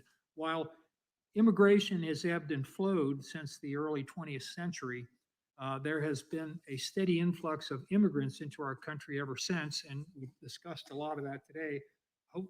Most of it legal, but obviously a significant portion has been illegal. But nonetheless, today our population, the official population, stands at over 330 million people. And I would again remind folks that there were around 10% of that back when slavery ended. Consequently, there's a massive portion of our population of every race and ethnicity whose ancestors never set foot in this country while slavery was legal. Forcing those whose ancestors immigrated to the United States after the abolition of slavery, or who worked to end slavery, or who died during the Civil War trying to end that practice, it's just fundamentally illiberal and unjust. Quite simply, no one should be forced to pay compensation for what they have not done. And that's what slavery reparations would do. Paying reparations would amount to taking money from people who never owned slaves to compensate those who were never enslaved, imputing the guilt of those who owned slaves or who aided and benefited from the institution of slavery to every non-African American in the United States would harm the country in many ways. Instead, we should be looking at improving the fortunes of all Americans, especially those in economically disadvantaged circumstances. We could start by making sure that all of our nation's schools, for example, are open safely, but open.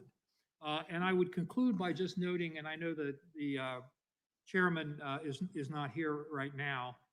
We obviously have an acting chairman here, but the chairman was asked by our ranking member a little while ago whether it was accurate or not that he was going to be introducing legislation along with some other folks relative to the Supreme Court, packing the Supreme Court. And I think the American people have a right to know if that's being considered. We know that last Friday, we're talking about a commission here. We know last Friday, another commission was announced by President Biden, putting together this commission on the Supreme Court. Another Democrat tried to do this almost 100 years ago, FDR, and even as popular as he was unable to do that. But the Democrats today are apparently so drunk with power here in Washington that they're going to give it another try. And I think that's really unfortunate. I think it could tear this country apart as well, just like this. Will the gentleman yield? I can answer your question about packing the court. I don't really, I've only got 30 seconds left. Okay. Go ahead, real quick. Yeah, I mean, the party that packed the court are the Republicans who jammed through nominees and refused to consider Merrick Garland. Yeah, So if anyone's reclaiming packed the my court, it's time. been the Republicans. Reclaiming my time. I'm shocked that you would make that accusation. It's packing the court is as clear as the day. It would be bad for the country. It would be bad for the court. I hope you don't decide to go ahead with it, but you just might. And I think we got a right to know whether you're actually going to do it or not. And that was a simple question that was asked. We think you ought to answer it, but apparently you're afraid to tell us. Gentleman from Rhode Island, Mr. Cicilline, is recognized for 5 minutes. Thank you, Madam Chair. The institution of slavery is America's greatest sin. The enslavement of more than 4 million human beings between 1619 and 1865 nearly destroyed our nation, and its impact continues to be felt to this day. These effects remain because slavery and discrimination were enshrined in our founding documents, in the courts, and in our elected leadership. The Constitution of the United States, which established and guided our democratic system of government, counted African slaves held in bondage as only 3/5 of a human being. The Supreme Court furthered this dehumanization in Dred Scott versus Sanford, which declared the protections of the Constitution did not apply to African Americans, regardless of whether they were enslaved or free. At least 12 of the first 18 presidents of the United States owned slaves at some period in their lives. It took civil war and the near destruction of the United States to end the practice of slavery, but even that did not bring full freedom to those who were enslaved. For decades thereafter, African Americans endured forced segregation, racial violence, and denial of voting rights, and some of that continues today. Throughout the 20th century, federal government programs that helped build the middle class purposely excluded African Americans, further institutionalizing segregation and discrimination. In 1934, the Federal Housing Administration was established under the New Deal to create housing opportunities for middle and middle class families. The agency, however, refused to insure mortgages in Black neighborhoods, a practice known as redlining, for the color codes used on maps to indicate areas it was, quote, safe to insure mortgages. The FHA also subsidized the construction of white neighborhoods and required that the homes that were built not be sold to Black families. During World War II, many African Americans joined the military with the belief that their service would be honored when they returned home from fighting for their country. The GI Bill was transformative in providing tuition assistance, job training, and unemployment benefits to service members returning home from Europe and the Pacific, and it played a significant role in building the middle class in post-war America. The law was drafted, however, in a manner which allowed states to control the distribution of veterans' benefits, resulting in Black veterans in segregated cities and states being denied the benefits of the GI Bill. Unemployment benefits were provided on the GI Bill for returning service members searching for new jobs at home. African Americans who had learned advanced job skills in the military were often only offered low-wage, low-skilled jobs when they returned home. When these highly skilled workers refused these low-wage jobs, they were denied unemployment benefits for refusing the only jobs offered to them. When the interstate highway system was built in the 1950s, it connected the country and revolutionized the nation's economy, similar to the railroad system in the 19th century. Many of the highways, however, were built in the middle of Black neighborhoods, with many Black-owned homes being taken over by the government through eminent domain. And in addition, Black communities were often further segregated when highways were built along racial zoning lines, creating physical barriers between white and Black neighborhoods. A full right of American citizenship only came after decades of struggle by those who carried on the civil rights movement and risked their own safety in search of an end to racial discrimination. And we should recall our beloved late colleague, John Lewis. Despite this, our country still lives with the lingering effects of slavery and official racism that has harmed African Americans. Since the 1960s, the wealth gap between Black and white households has more than doubled. According to the Washington Post, the most recent data available shows that it would take the combined net worth of more than 11 Black households to equal the net worth of one average white American household. Last year, the Center for Disease Control and Prevention released a study that showed infant mortality rates in the U.S. had broadly declined, but they remained twice as high for Black infants as they did for white infants. In our education system, school districts that serve predominantly Black and brown populations receive nearly $23 billion less in funding than predominantly white school districts. These disparities will never be fully addressed until we're able to acknowledge the great historic wrong committed against African Americans. H.R. 40 provides acknowledgement that a grave sin was committed against Black Americans, a stain on the soul of America. This commission will be empowered to recommend ways in which we as a nation can address these wrongs and ultimately make amends for them. This can include a number of different approaches, such as community investments, improving delivery of healthcare, and strengthening housing and educational opportunities. I want to acknowledge the great work on this legislation by our colleagues on this committee, particularly Congresswoman Sheila Jackson Lee for her leadership. And I'm proud to be a co-sponsor of the commission to study and develop reparation proposals for African Americans Act. I encourage all my colleagues to support this bill, to help our country heal and do what is right. And with that, Madam Chair, I yield back. I thank the gentleman. The gentleman yields back. Gentleman from Texas, Mr. Goldman, is recognized for an amendment. Yes, I have an amendment at the desk. Clerk will report the amendment. Amendment to the amendment in the nature of a substitute to H.R. 40 offered by Mr. Gomert of Texas. On page 9, after line 23, insert the following and The amendment will redesignate. be considered as read. Well, I Gentleman would is ask that it recognized be for read. Pardon? I'd ask that it be read. I object to the waiving of the reading. Gentleman objects. The amendment should be read. On page 9, after line 23, insert the following and redesignate all that follows accordingly. G, when the Democratic Party should be responsible for any compensation awarded, since it is the only relevant entity in existence today that supported the institution of slavery. This support includes, but is not limited to, the following actions: Democratic Party platforms in the 1800s that advocated for the institution of slavery, the Democratic Party leading a 75-day calendar filibuster against the 1964 Civil Rights Act, a member of the Democratic Party, Senator Robert Byrd from West Virginia, a known recruiter for the Ku Klux Klan, leading fellow Democrats in their opposition to civil rights for African Americans, Democrat enactment and enforcement of Jim Crow laws and civil codes that forced segregation and restricted freedoms of Black Americans in the United States. Gentleman's recognized for 5 minutes to speak on the amendment. Thank you. During my time on the felony bench, one of the saddest things that I would ever see would be the effects of the sins of parents upon children. Countless times at the end of a trial, or a sentencing, I would have the child come up and make sure they understood this was not your fault. You should have no guilt feel. This is not your fault. The most quoted book in the House and Senate during the entire history of Congress has been the Bible. And one of the things I love about it is the effort to avoid punishing children for the sins of their parents.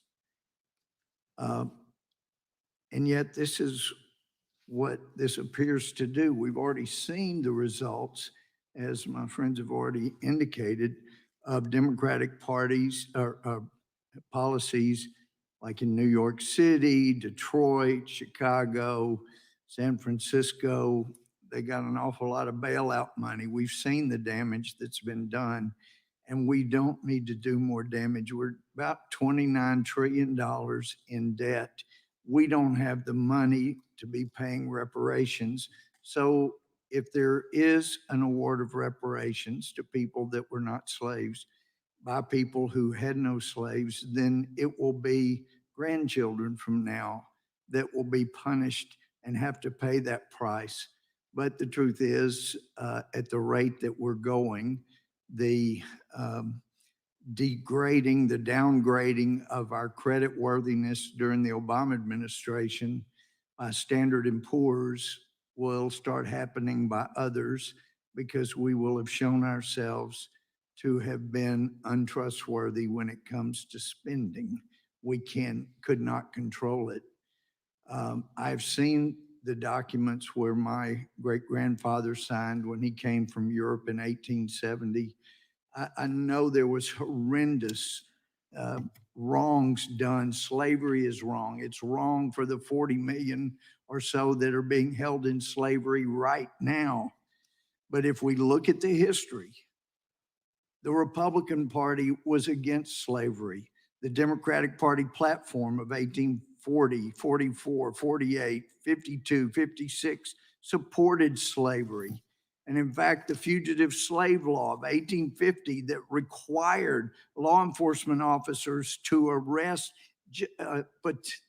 potential slaves just on the word of one person is outrageous.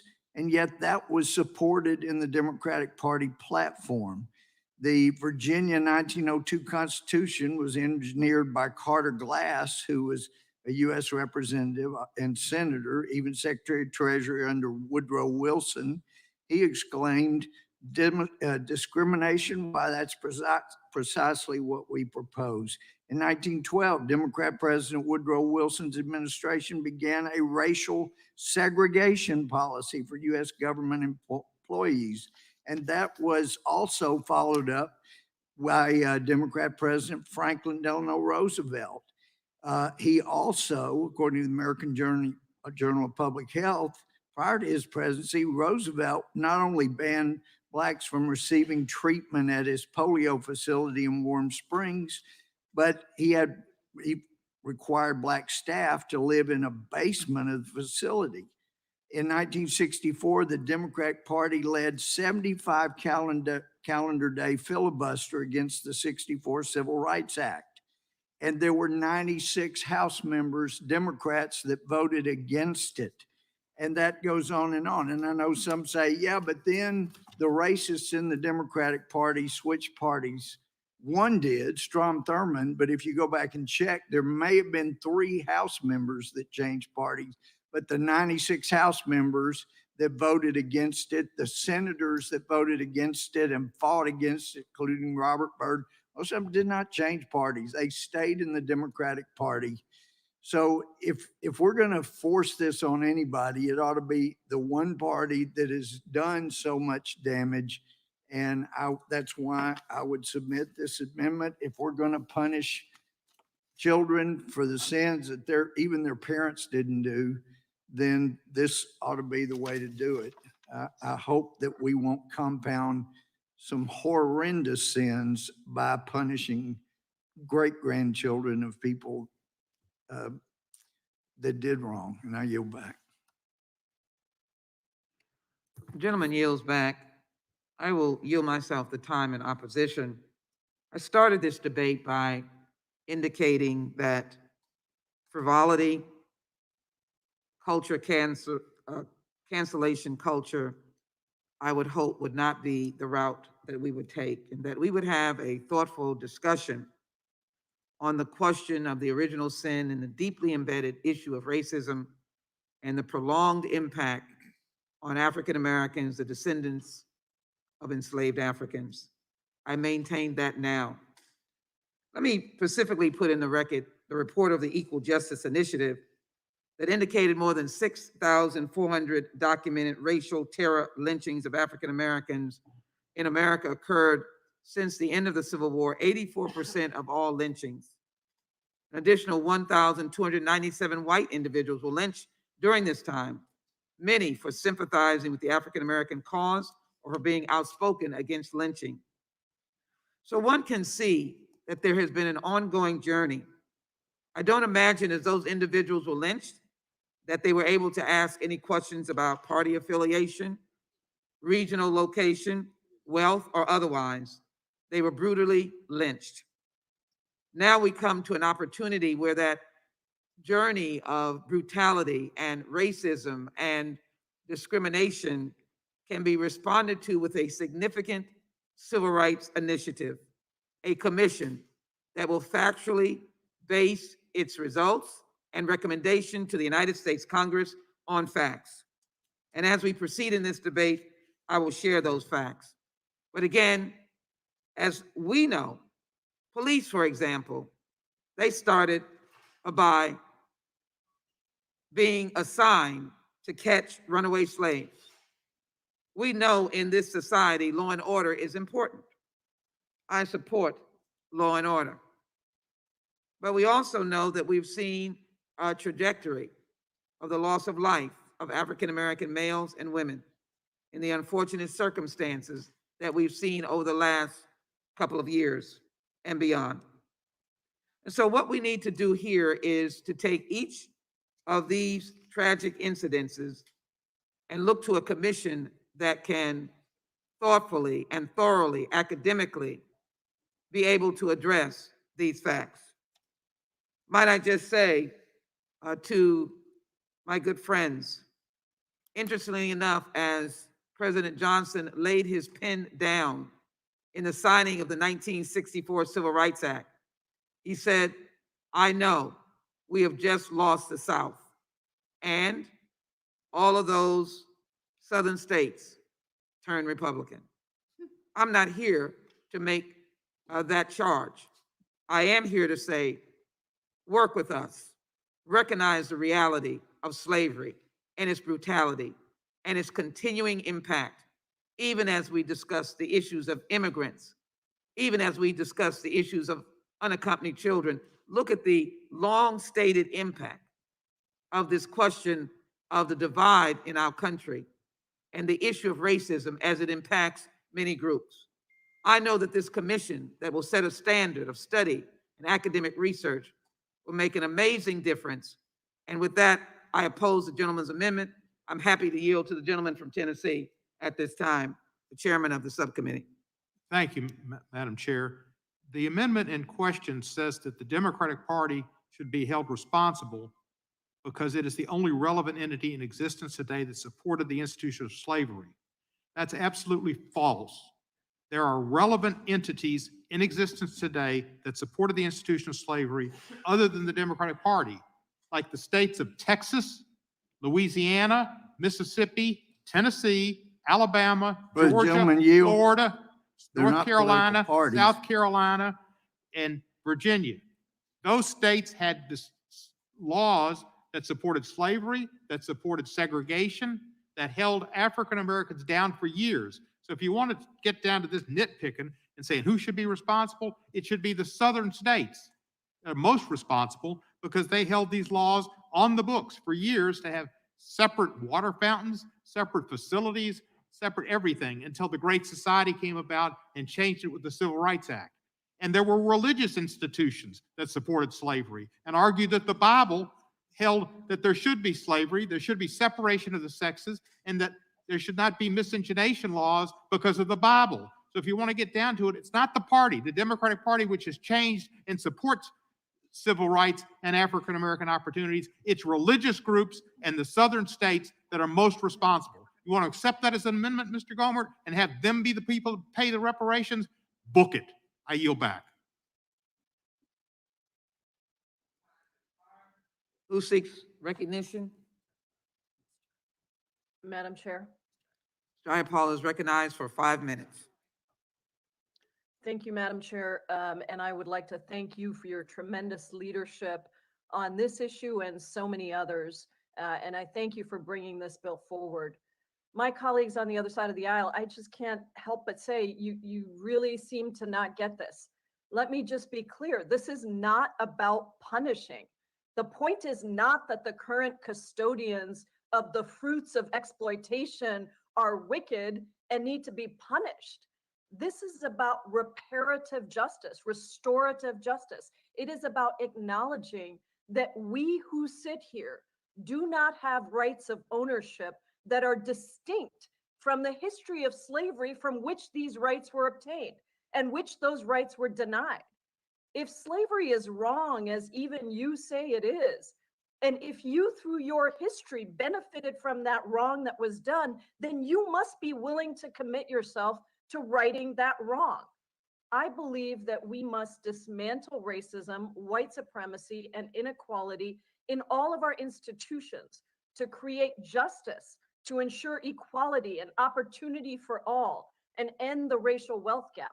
And to do that, it is essential that we establish this commission to study and develop reparations, and that we support my colleague, Representative Barbara Lee's commission on truth, racial healing, and transformation. My colleagues, let us be real about this. Often the story behind the development of our country focuses on a warming tale of early settlers building their path towards the American dream for hard and honest work. But it's not a complete view, and it's a dangerous view that erases the undeniable history behind our country's success. The enslaved ancestors of today's Black Americans built America to what it is today. And yet we have continued to see this false retelling of history as recently as the previous administration's creation of the 1776 Commission to romanticize and diminish America's relationship with slavery and deny the federal government's role in enabling systemic racism. That could not be further from the truth, which is why I fully support this bill and this commission. For near every problem that America faces, Black families are more impacted than white families because of slavery's legacy.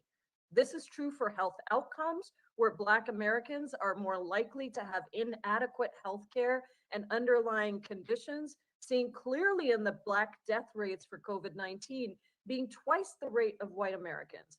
It is true in policing, where Black Americans are twice as likely to be unreasonably stopped and 3 times as likely to be killed. But for a strong example of the impacts of endemic racism and anti-Blackness, look no further than the racial wealth gap. Before and after the 13th Amendment, Black Americans have had either zero or just a small portion of their labor returned in the form of wages.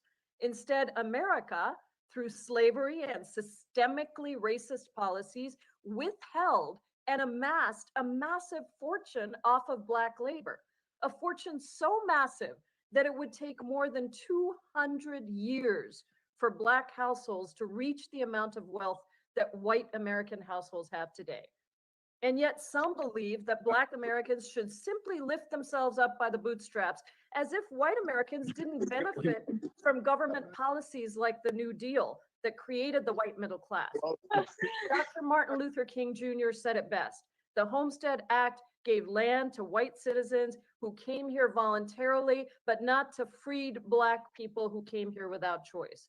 The GI Bill helped white veterans obtain college degrees and job training, but so many Black veterans who made equal sacrifices were not eligible for any of its benefits. And coupled with redlining and other discriminatory practices in housing that denied African Americans from qualifying for affordable mortgages, the federal government excluded Black Americans from paths to home ownership that the majority of the country enjoyed. Now, to be clear, there is nothing wrong with government policy that helps people access opportunity, but I cannot intentionally exclude Black people and others deemed unworthy. And the federal government has had that ongoing role of propping up racism against the Black community, and therefore has a responsibility to make reparations. We all do. A check will not undo the harm preventing Black families from being truly equal and free. And that's why this bill establishes a commission to examine the policies that brought us here and what policies would need to be enacted to effectively address longstanding disparities. Policies that will help everyone, but disproportionately, hopefully, help Black people, like universal health care, or free college, or a wealth tax. Only when we can face the horrific role of slavery in our country and its enduring policies can we begin to make up for the tragic harm of failing to prevent systemic racism against Black Americans. And that is why I'm so strongly in support of this bill, and I urge my colleagues to support it as well. Thank you, Madam Gentlelady's Chair. I time has yield back. expired. Mr. Johnston of Georgia is recognized for, Mr. Owens of Utah is recognized for 5 minutes. I look forward to taking the next couple of weeks and educating American people about the success of the Black community. Because actually, to be honest with you, being raised by a community, a proud, entrepreneurial community that believed in meritocracy, that when they were told they could not succeed, they doubled down to prove that whoever doubted them were wrong. And to be honest with you, this concept that Black Americans have been used, abused, and discarded by white people is bothersome to me. I don't know if you guys heard what I said, but the 40s, 50s, and 60s, take this, please take this a note. And by the way, I lived during this period. So I'm not talking hypothetical. I remember these communities. I remember the pride when I didn't meet white people until I was 16 years old. I never thought of looking down on our race as hapless, hopeless, and not able to overcome. We led the country in the growth of the middle class in the 40s, 50s, and 60s. Led the country in men matriculating from college in the 40s, 50s, and 60s. Led the country in men committed to marriage, over 70%. By the way, that's now 70% of our men will not commit to their families. In business ownership, 40%, we're now down to 3.8%. You know how we began to succeed? We did it a good old American way. We believed in faith, family, the free market, and education, period. Now we believe in government. We have more people working for the government percentage-wise, and than people realizing that they can go out and build their business, their dreams. And this is what bothers me when we stand back and watch these Black communities being burned down every single year. These are men and women that said, I'm gonna take my chance, I'm gonna take a risk, I'm gonna get out there and make things happen and serve my community. And some mistakes, someplace, we sit back and allow their business to be burned like nothing is wrong with that. And guess what, guys? These businesses across this country, nobody's rebuilding it. the billions of dollars given to Black Lives Matter, nobody's building these businesses back, giving these people their dreams back. I'm looking forward to, by the way, reparation. When you take people's money that they've earned, it's punishment, it's theft, it's judgment. It's saying that because of your skin color, you owe me. That is not the American way. We're not racist people. This American country is based on meritocracy. And I tell you, anybody who's been in sports or military, you guys get it. At the end of the day, it's the character, it's resolve, it's a loyalty that makes a difference. The color of skin has nothing to do with how we choose those people that we want to trust and move forward with. I'll just say this as I wrap this up. I do look forward to taking the next few weeks to educate the American people about my great race. One I'm so proud to have been raised in. A race that when I left my little community, the third Black to go to University of Miami, I went there knowing I can get a degree in biology because my parents expected of me to succeed. My community expected that of me to succeed. And whether it was my teachers, my coaches, the business owners in the community, they expected our young Black boys and girls to leave that community and make them proud, make their family's name proud, and overcome all obstacles that they were facing. It's the American way. And by the way, that's what all cultures were doing during that day. We need to get back to that. So we will find a way during this process of discussion reparation to finally educate the American people what's not being taught in our school system. That this is the greatest country in the history of mankind, and no place in our world can the Black community, Hispanic community, Asian community, I don't care where they come from, can live the American dream like here in this country. So let's not divide us up by looking at our history and having people feel guilty for something they ever did. And now you're back. The gentleman yields back, and the gentleman from Georgia is recognized for 5 minutes. Mr. Johnson.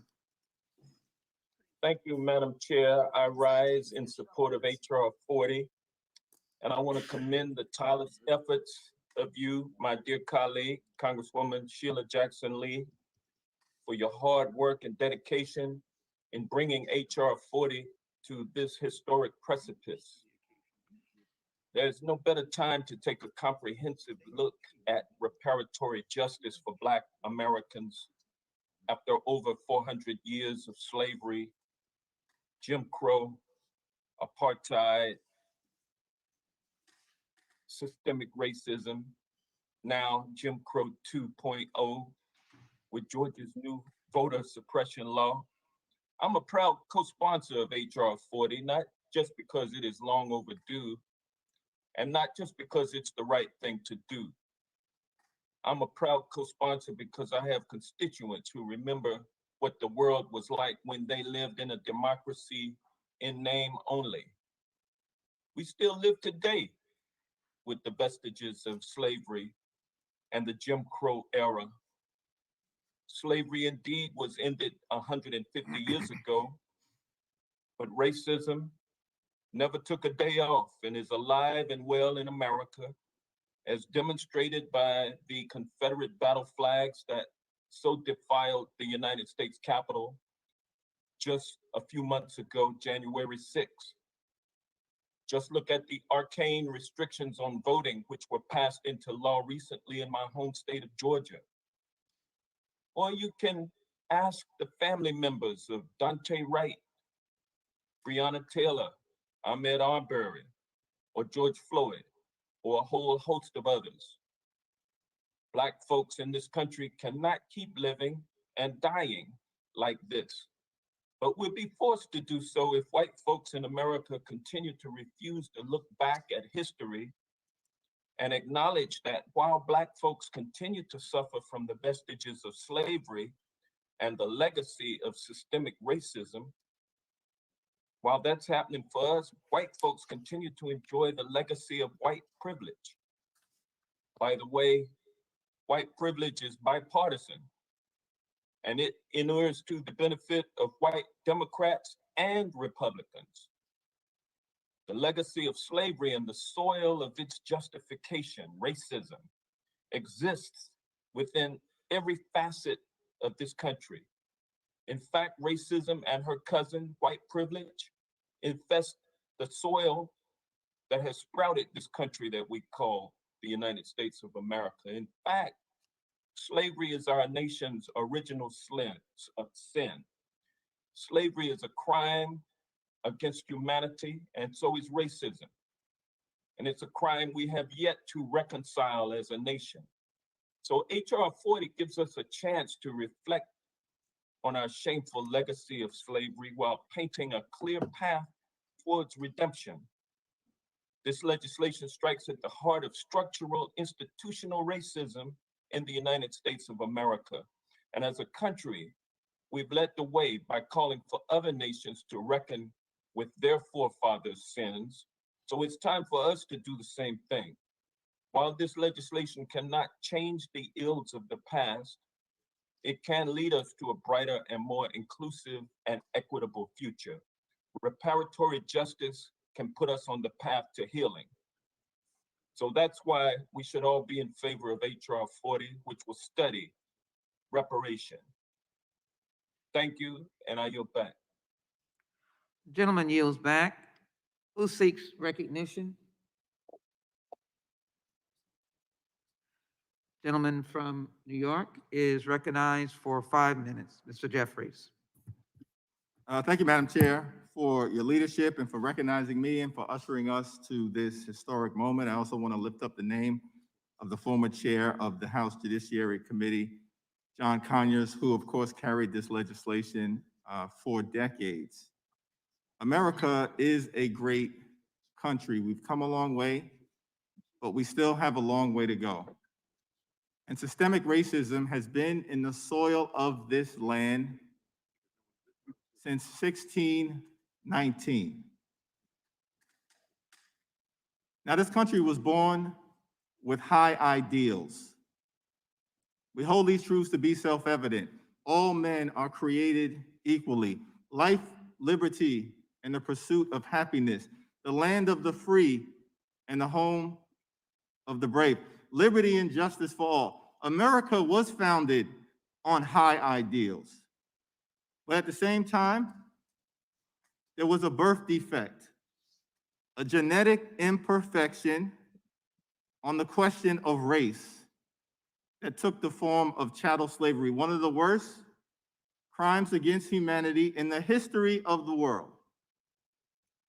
So no, we're just not simply going to move on. And some of my colleagues on the other side of the aisle seem to take the position that after 246 years of chattel slavery, an amendment is passed, my bad, get over it, move on. No, we will not. We're not going to move on from slavery, from rape, from kidnap, from subjugation, and from oppression. We're not going to move on from the fact that the Reconstruction effort was short-circuited. Yes, we were promised 40 acres and a mule when General Sherman signed Field Order 15 in Savannah, Georgia, because the view was that land acquisition, the land that those slaves had worked for centuries, should be part of empowering the newly freed slaves. But guess what? That order was almost immediately rescinded when Lincoln was assassinated and President Johnson took over. So instead of 40 acres and a mule, many African-American communities have been given 40 acres and a blunt. So no, we are not going to move on. We're not going to move on because the Freedmen's Bureau that was set up to empower newly freed slaves was closed after 9 years in 1874. Why? Because fraud and incompetence and criminal behavior. Nobody was held accountable. 50 white trustees, tens of thousands of freed slaves lost their life savings. So no, we're not simply going to move on.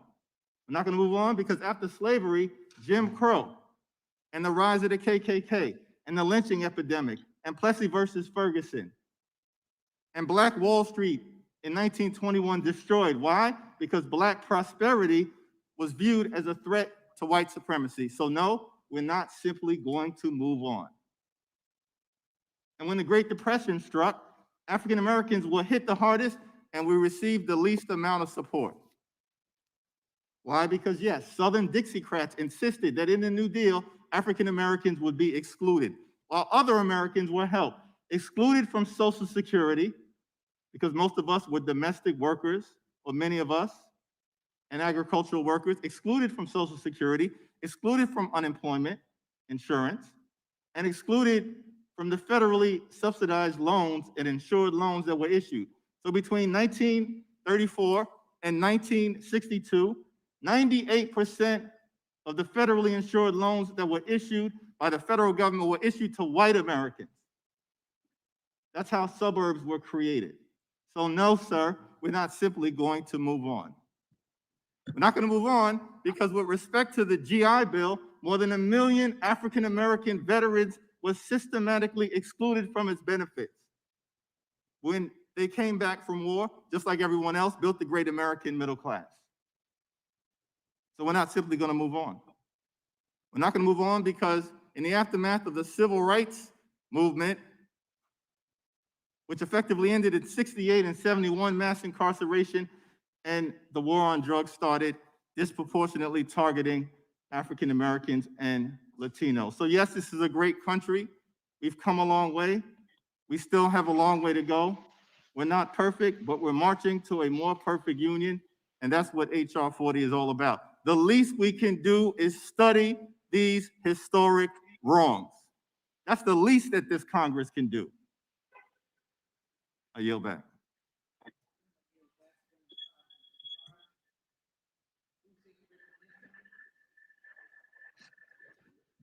Mr. Liu is now recognized for 5 minutes. Thank you, Chairwoman Jackson Lee. I serve an active duty in the United States military because I believe we are an exceptional country. And one thing that exceptional countries do is we recognize the harms that we have done and we try to correct them. You know who understood this? President Ronald Reagan. He signed a law that gave reparations to Japanese Americans who were interned. He gave money to Japanese Americans based on race. And I've heard arguments by my Republican colleagues tonight. President Reagan would have rejected all of them. And I ask that you read his speech on August 10th, 1988. I'm going to read you some portions of it. He starts by saying, "The members of Congress and distinguished guests, my fellow Americans, we gather here today to right a grave wrong.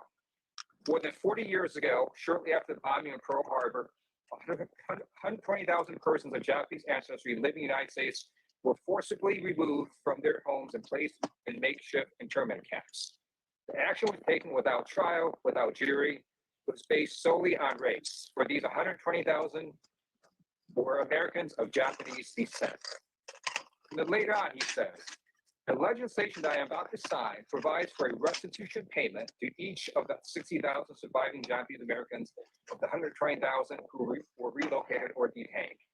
Yet no payment can make up for those lost years. So what is most important in this bill has less to do with property than with honor. For here we admit a wrong. Here we reaffirm our commitment as a nation to equal justice under the law." President Reagan did this for an evil, un-American act that didn't even rise to a level of slavery. He was taking money from taxpayers not even born in World War II and giving that money to Japanese Americans. That wasn't theft. That was one of the shining moments of American history. He didn't dishonor Japanese Americans, he honored them. And for those of you, those Republicans at this committee who can't even vote for a bill that sets a commission to look at this issue, I urge tonight for you to look in a mirror and ask yourself, how did you fall so far away from the standard that Ronald Reagan set? Yield back. The gentleman yields back. Does anyone seek recognition? Then I'll recognize the gentlelady. Madam Chairman? Madam Chairman? Yes, who's seeking recognition? McClintock of California. Mr. McClintock of California is recognized for 5 minutes. Thank you, Madam Chairman. You know, History offers us an inexhaustible supply of grievances and injustices that are powerful enough to stoke hatreds and resentments that can tear any society apart.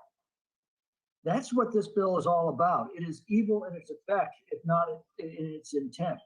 This is not reparations for those responsible for slavery, paid to those who were enslaved. This bill contemplates something radically different, holding people of one age responsible for the ills of another based not on their conduct, but on their race. Lincoln often pointed out that our country was born into a world where slavery was an established institution. The American founders reviled it, and they placed principles in our founding documents that they were confident would ultimately place that evil institution upon the course of ultimate extinction, and would ultimately produce a republic where men and women of every race and every background could together enjoy the blessings of liberty. Equal justice under law means a colorblind society where race simply becomes irrelevant. And until recently, we have been making tremendous progress toward that vision as a nation. Now, it's true that very damaging and unwise policies have disproportionately impacted Black communities. Union-dominated schools that have utterly failed to educate the children of the inner cities. Welfare programs that have made fathers irrelevant. The withdrawal of police protection from inner city neighborhoods. These are certainly among them. But these policies devastate every community where they're practiced. And the answer is to change those policies, not to excuse them because they're ideologically pleasing to the left. This bill addresses none of these current ills. It instead attempts to set neighbor against neighbor and American against American solely on the basis of their race. You say this is healing. It is precisely the opposite. The biased composition of this commission lays its intent bare for all to see. It's designed to reach into the dead past, revive its conflicts, and then reintroduce them into our age. I think all Americans of goodwill, regardless of their race, have had enough of this nonsense. So please stop. It's tearing our country apart. I yield back. The gentleman yields back. Let me yield to the gentlelady from Missouri, Congresswoman Bush, for 5 minutes.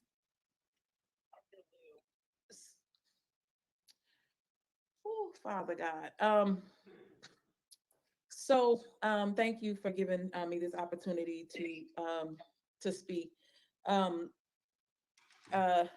First of all, I will say that we are not children. So telling folks that have endured something that you have never endured to stop anything is absolutely uncalled for.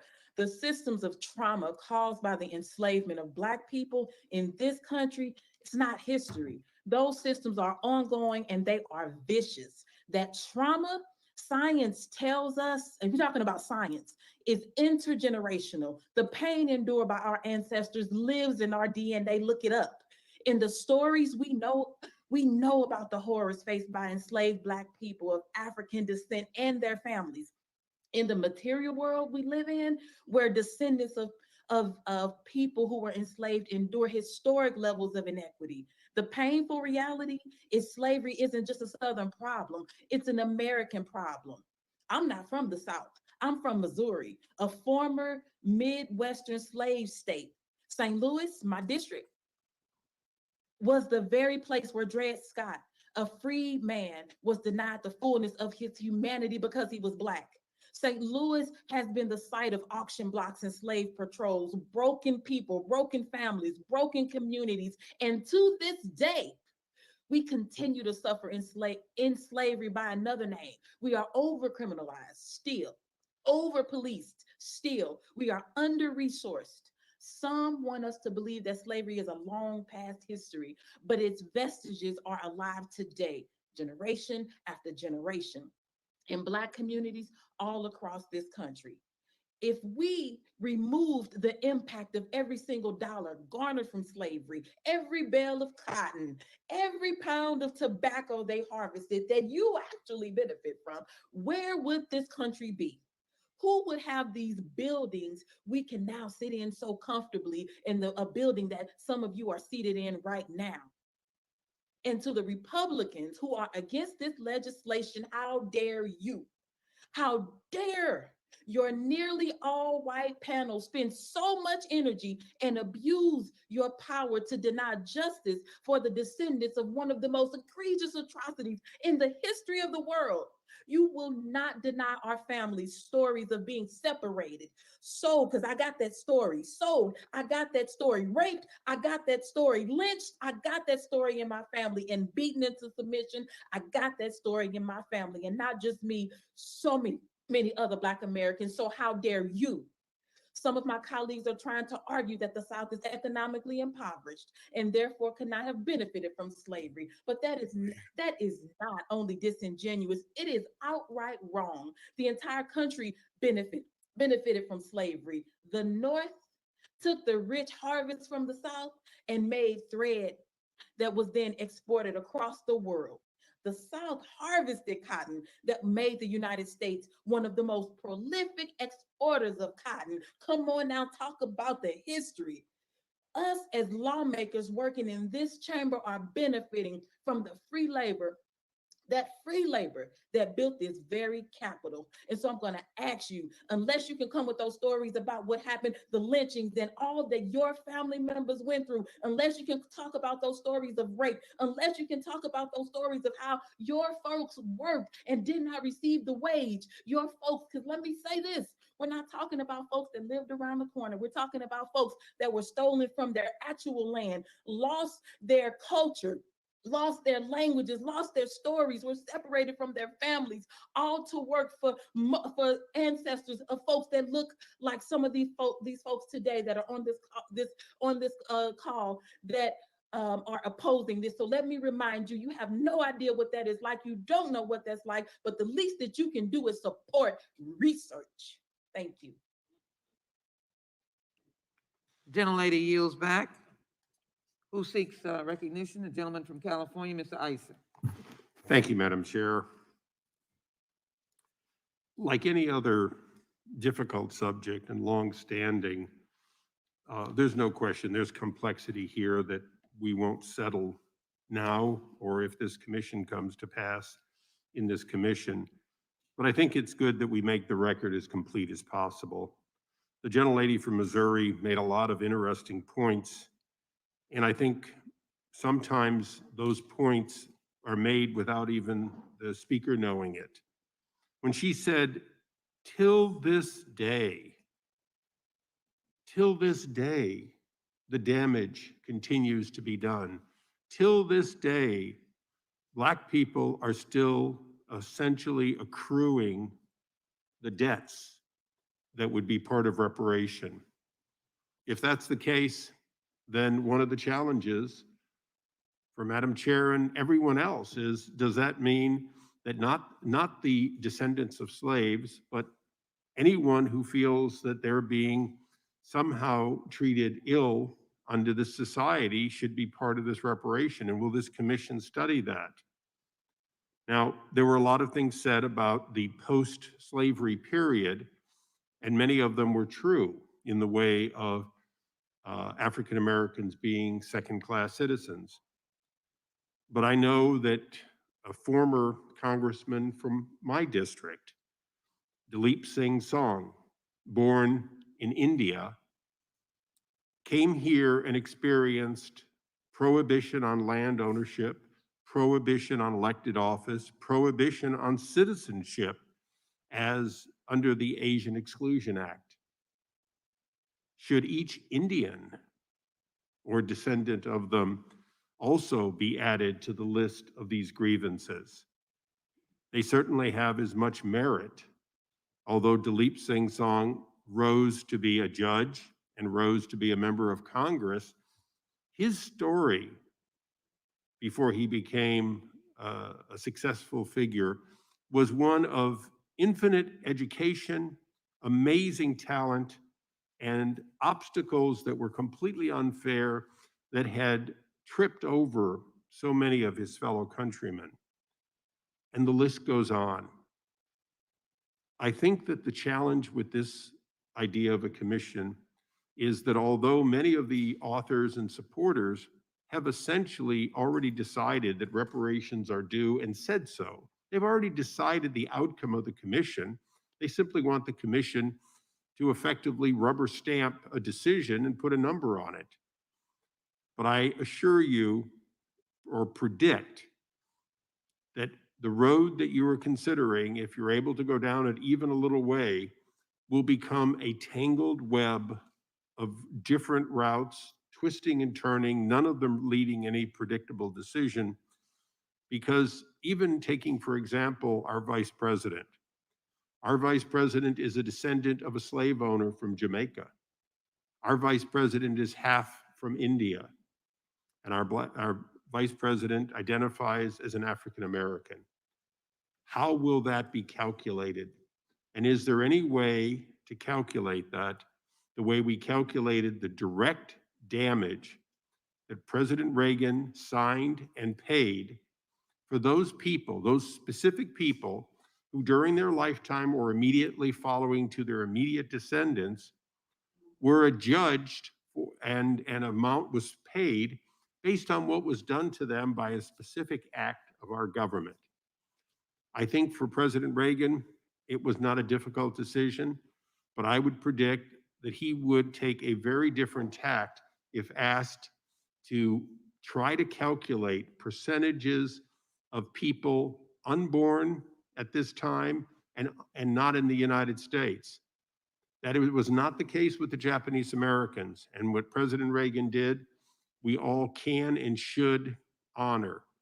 So the comparison was made, but the comparison actually begs the exact question, which is, can you calculate it? And if you start down this road, are you in fact going to calculate how much those who came afterwards owe to those who were not there, and how much is owed by those who identify today as being persecuted to this day? Are reparations continuing to accrue? And I would say, based on the conversations we've heard here today, the answer would be yes by many of the proponents. And with that, I thank the chair and yield back.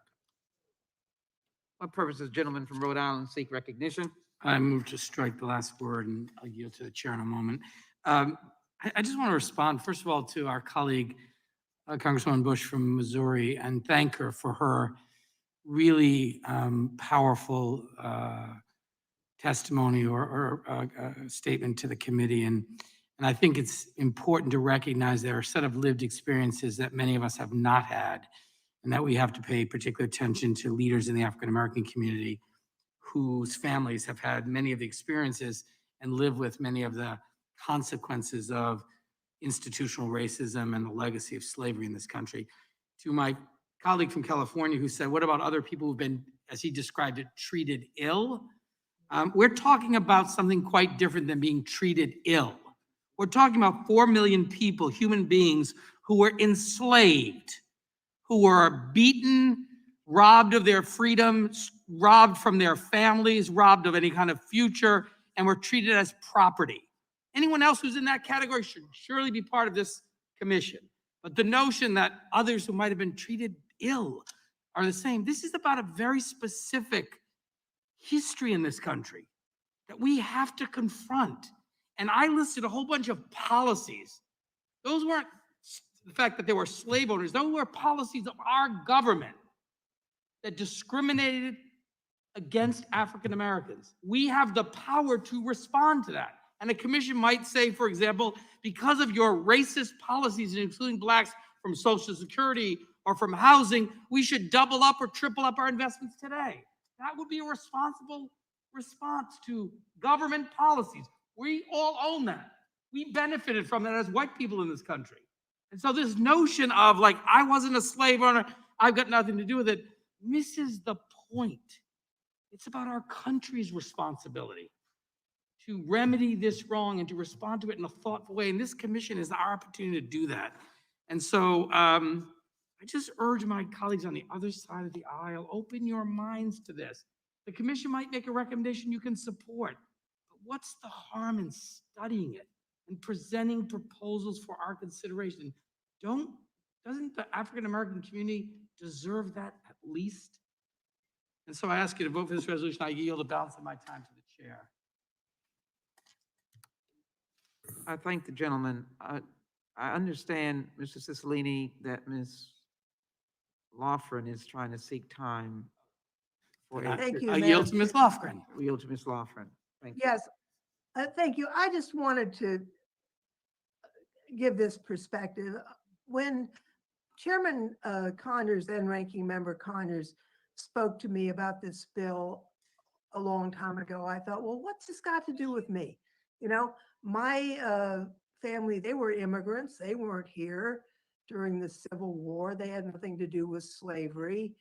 And I just didn't understand why that was fair. But as time went on, I understood something different. My dad was the son of an immigrant. He didn't get to go to college. He was in World War II. And after World War II, he didn't get to go to college, but he got a GI loan to buy a little tiny house. It was a $9,000 house, $89 a month for 30 years. And having that house built wealth for his family.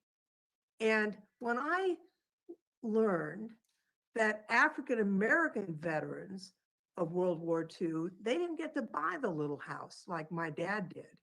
And so people my age who are African-Americans, they didn't get the wealth building that my family had. So it's not about, you know, who's to blame, because my father certainly wasn't to blame. It's about who was denied opportunities and how do we look at making sure that everybody in America is being treated fairly. That's what this commission is about. And I think it's important. We don't know what the answer will be, but I do know that I benefited from a set of policies that I didn't even know existed. And my children did, and my age peers and their children were disadvantaged by policies. And so let's take a look at that and let's see what we can do in America to have a fairer, more just society that remedies past wrongs that we may not even have known about, understood, or designed, but that we benefited from. And I thank the chairwoman for allowing me to offer these few comments and yield back. Gentleman from Rhode Island yields back. And the gentleman. Madam Chair. Mr. Buck is now recognized for 5 minutes. I thank the chair and I yield to my friend, Mr. Owens. Let me set the record straight. I've been hearing this about the GI Bill for quite a while. Let me kind of make sure everybody, and by the way, all I have to do is look it up. Guys, you can look this up. My dad came back from World War II.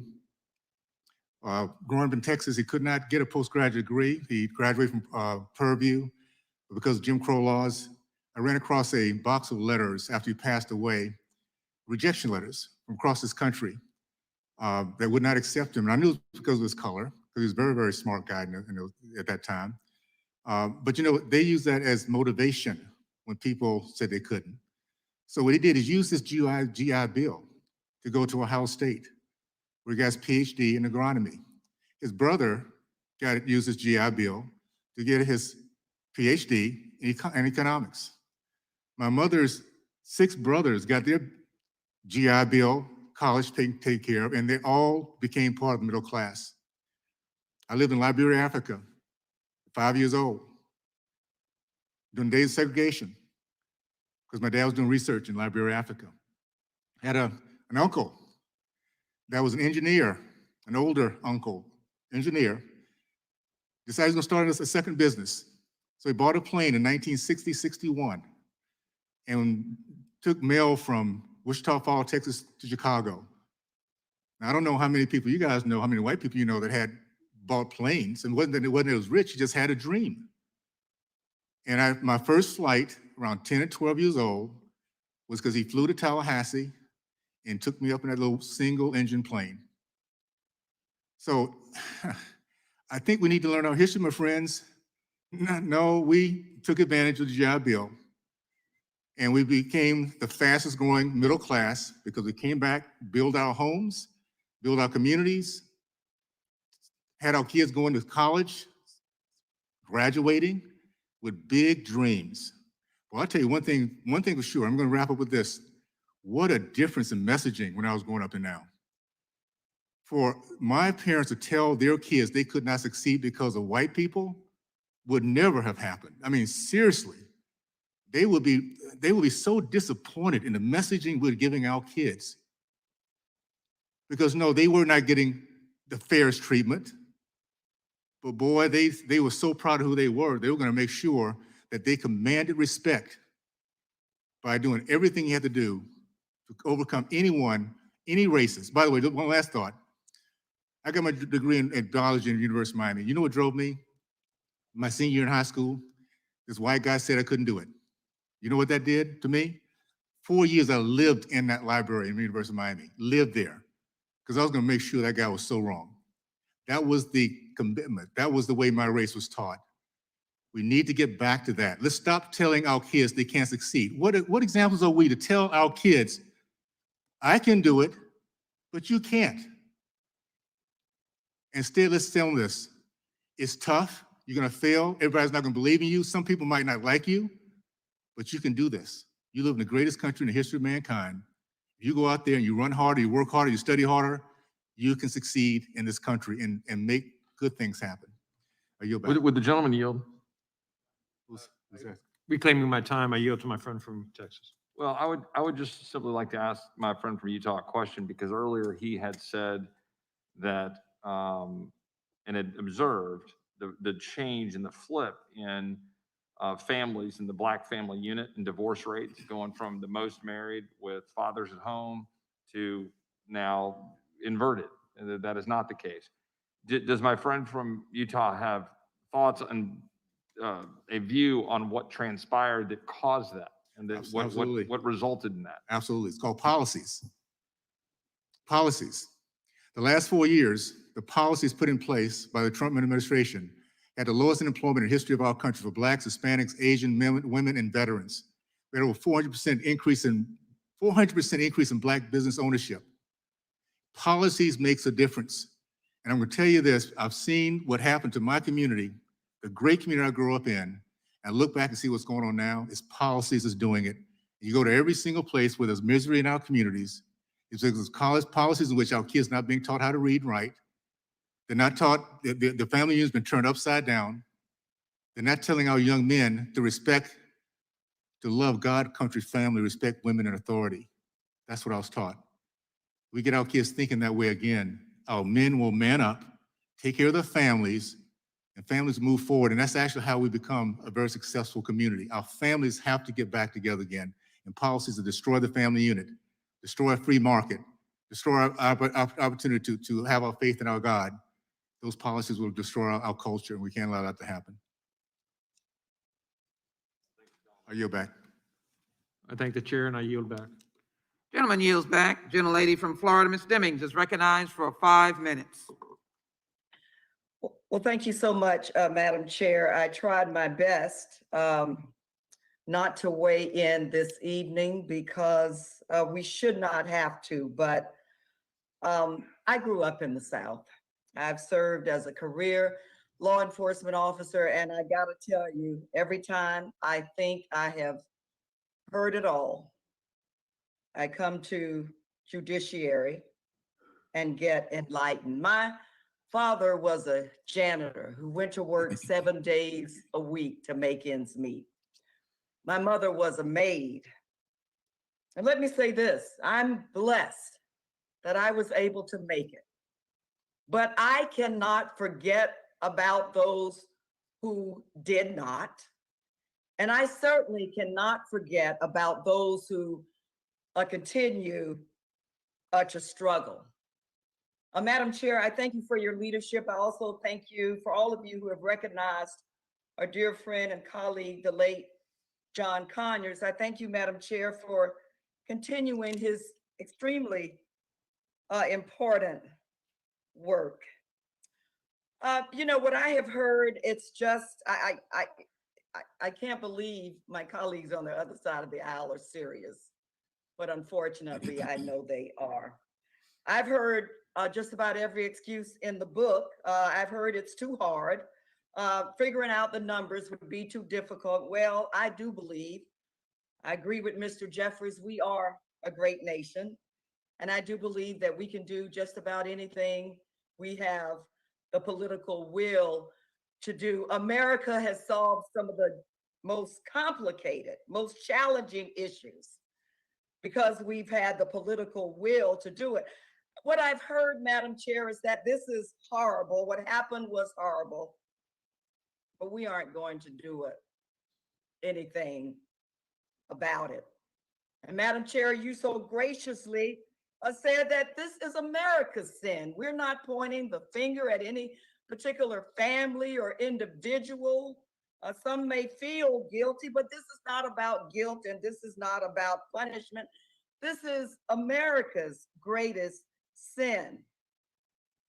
And let me remind us all, guess what? We are Americans.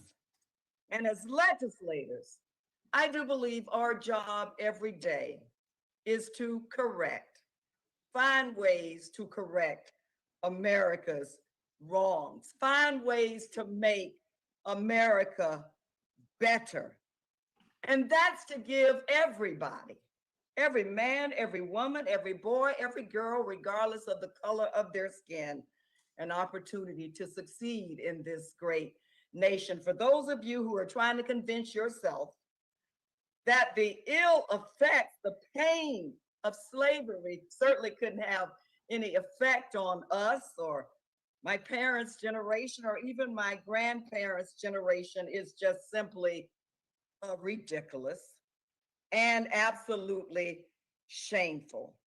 4 million individuals, and look, guys, we have this amazing opportunity to do something big and meaningful. 4 million human beings.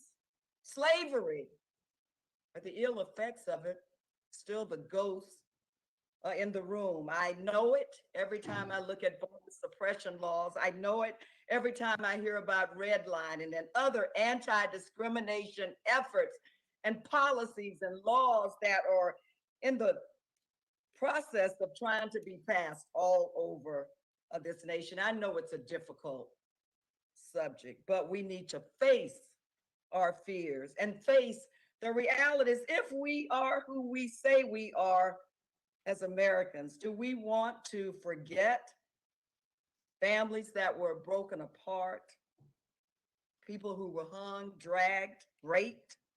I've heard time and resources. It would take too much time and too many resources. That is just downright shameful. I've heard Democrats are drunk with power. Well, guess what? That's what slavery was all about, power. I've heard if you're going to force something on anybody, well, guess what? That's exactly what slavery was all about. We're asking to form a commission that will take a look at correcting America's greatest sin.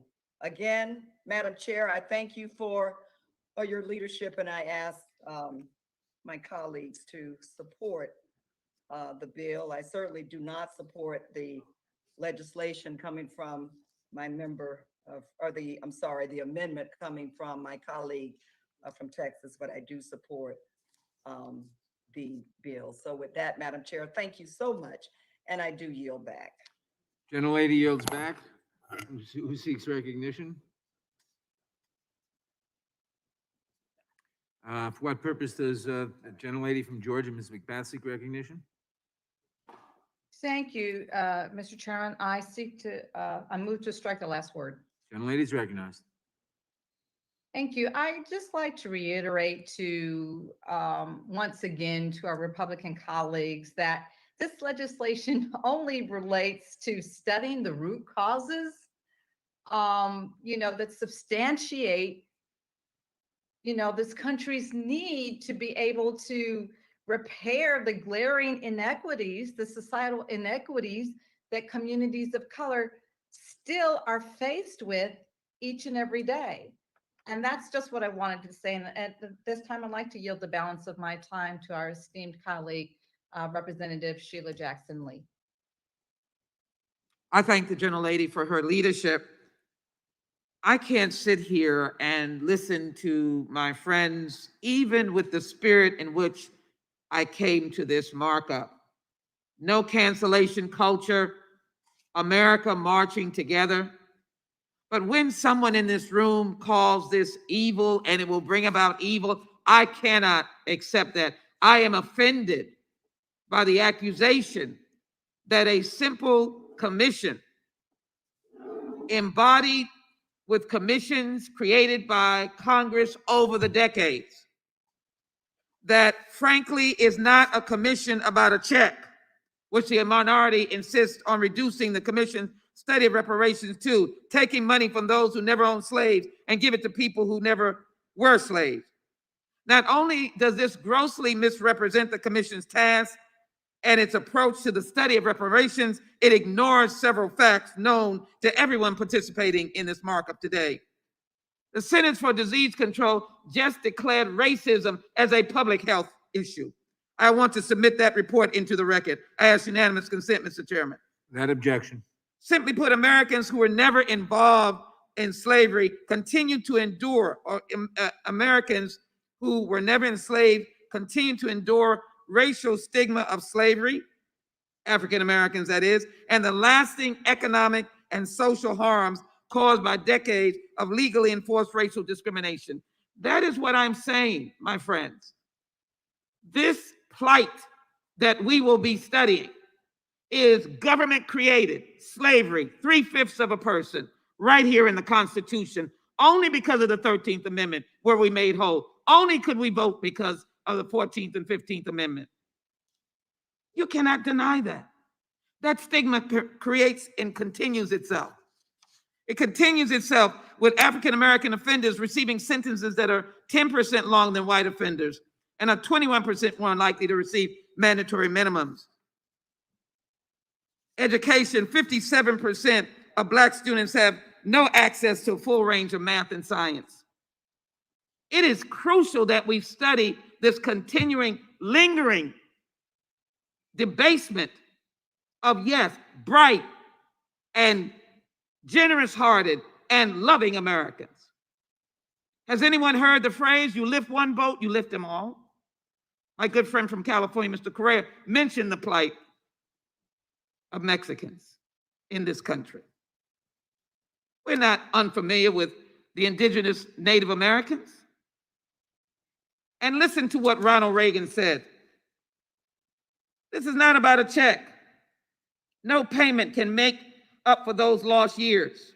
So what is most important in this bill has less to do with property than with honor. For here we are, admitting a wrong. Here we are affirming our commitment as a nation to equal justice under law.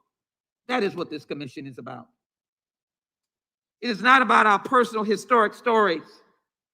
My father was one of the most outstanding comic artists on Madison Avenue in New York. Ezra Clyde Jackson. But when the young man came home from World War II, with all of his genius, his works now in the Library of Congress, he was summarily dismissed. I want my father's name to be in this. H.R. 40 is a concentrated effort to right a wrong and to do it with dignity and study and respect. I have listened to my friends. I would never suggest that I would understand whatever history you might have had if you were Irish American, fleeing the famine in the 1800s, or the treatment of Italians in the early part of the 1900s.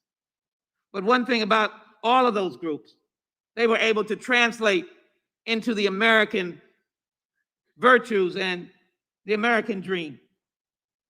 Today, young people languish without that dream. Why is that? That is the question of this commission. It is to study and develop a structured response, remedies to what is going on. So let me simply say this quote. Say this quote from President George W. Bush. And that is, a great nation does not hide its history. It faces its flaws and corrects them. He was speaking about the Museum of African American History and Culture. He said it tells the truth that a country founded on the promise of liberty held millions in chains, that the price of our union was America's original sin. I can't imagine why any one of us would not vote for H.R. 40, the Commission to Study and Develop Reparation Proposals, and I ask my colleagues to vote yes on this bill and against the underlying amendment. I yield back. Gentlelady yields back. Are there any further amendments? Are there any further speakers on this amendment? Mr. Chairman, could I ask unanimous consent to have two articles submitted for the record? Topics been brought up in National Review and The Hill, The Myth of Nixon, Southern Strategy, and Democratic Party History. Without objection. Thank you.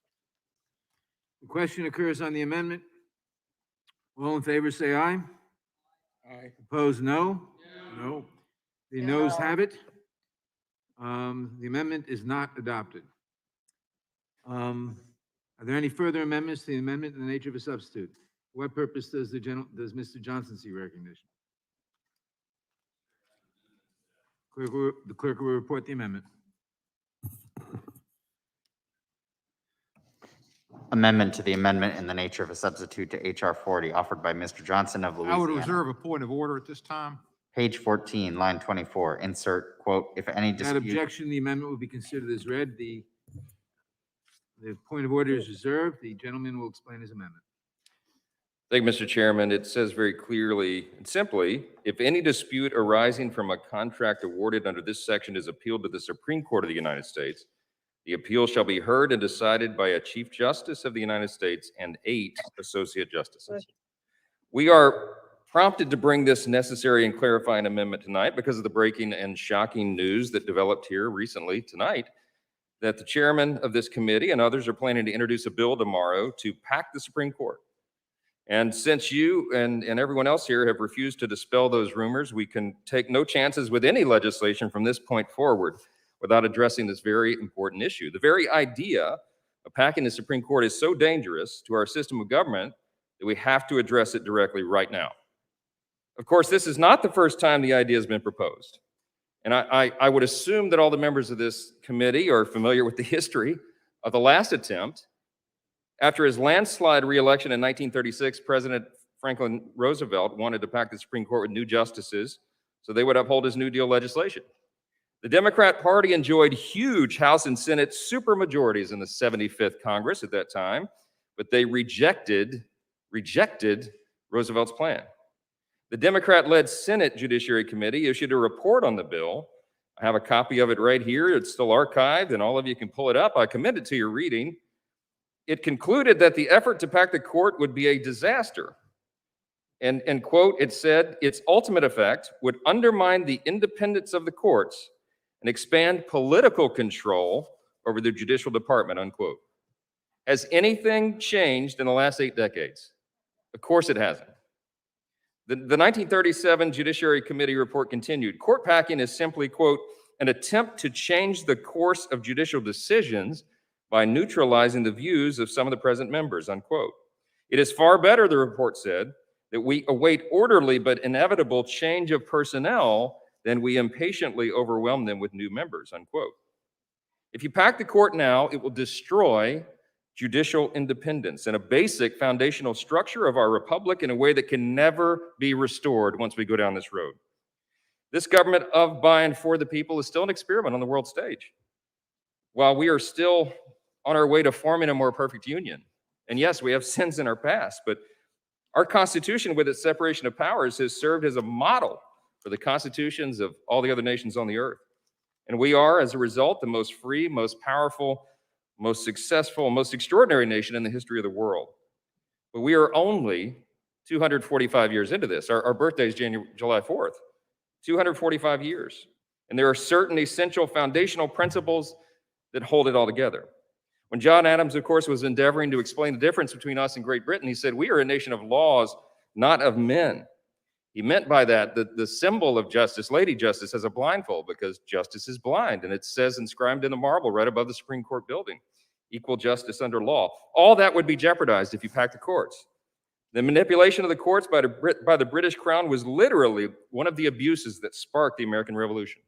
The Declaration of Independence lists the grievance, and our Constitution includes specific safeguards to prevent those abuses here. The founders of our nation, like Alexander Hamilton, wrote and warned that the independence of the courts is, quote, essential in our system of government. Do you want a small group of unelected people to become the chief legislative body in this country? For legislative and profound constitutional questions to be decided and reversed and decided again over and over and over with every election cycle and new president who wants to also add new justices to the courts? Can you imagine the very dangerous and unprecedented instability that this would bring to our justice system? This is such a radical proposal that even leading liberal scholars have vehemently opposed it over the years, and your Democrat predecessors concluded in previous generations that court packing would be madness.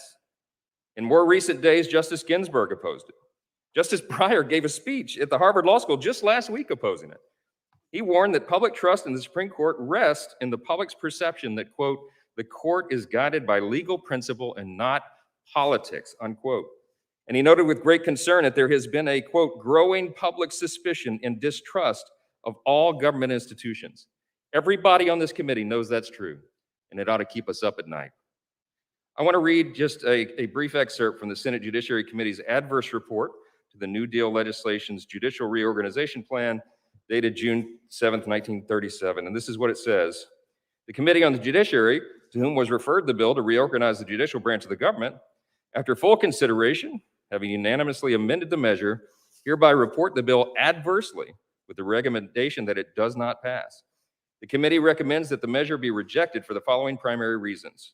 It applies force to the judiciary and in its initial and ultimate effect would undermine the independence of the courts. It violates all precedents in the history of our government and would in itself be dangerous precedent for the future. The theory of the bill is in direct violation of the spirit of the American Constitution, and its employment would permit alteration of the Constitution without the people's consent or approval. It undermines the protection of our system that it gives to minorities and is subversive of the rights of individuals. It goes on and on. It warns that this is a terrible idea. And yet here we are today. I urge support of the amendment, but even more, I invite the chairman and all of the other Democrats here to denounce this crazy idea clearly tonight. Gentleman yields back. I recognize myself in opposition to the amendment.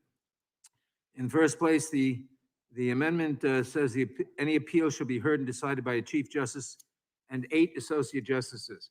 Well, that's completely impractical, because what if one of the Associate Justices, one or more of the Associate Justices have to recuse themselves because for various reasons? That would violate the amendment. But in any event, and I would also point out historically that the Supreme Court, the size of the Supreme Court has increased in the past. President Lincoln increased the size of the Supreme Court. It's been increased and decreased from time to time. But in any event, I oppose the amendment. But in any event, I oppose the amendment because this bill is not the proper forum for debating this subject. It's not part of this bill. Will the chairman yield to correct the history? I yield. So it was for 5 years during the Civil War. That's it.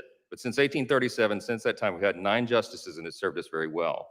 And everyone, every legal scholar of note on the left and right throughout our history and in all judiciary committees in the past have acknowledged the wisdom of that number. Well, that's the thing. Now, if you want to change it, I'm open to amendments to changing the words of this amendment. If you want to say reclaiming my time. The history is that the Supreme Court has gone up and down in size, but that's the real point is that this bill is not the proper forum for debating that. We'll have ample time to do that. Mr. Who Chairman, else does anyone else seek recognition? Mr. Chairman, I would just note that I yield to Mr. Cohen. thank you, Mr. Chair. I would just note that in the year 2016, for 11 months of that year, we only had 8 justices because Mitch McConnell refused to have a 9th justice. So we have not had a constant 9 justices. Mitch McConnell saw to it we had 8 justices. Would the gentleman yield? No.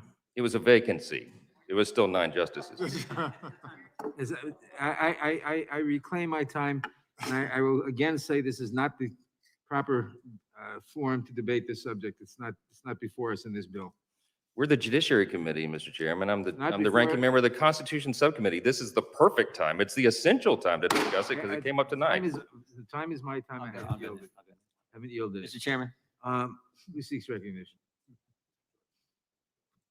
right here. For what purpose does the gentleman seek recognition? This is entirely appropriate amendment. As the Mr. gentleman. Chairman, I move to table the amendment. As the gentleman, I think I was recognized.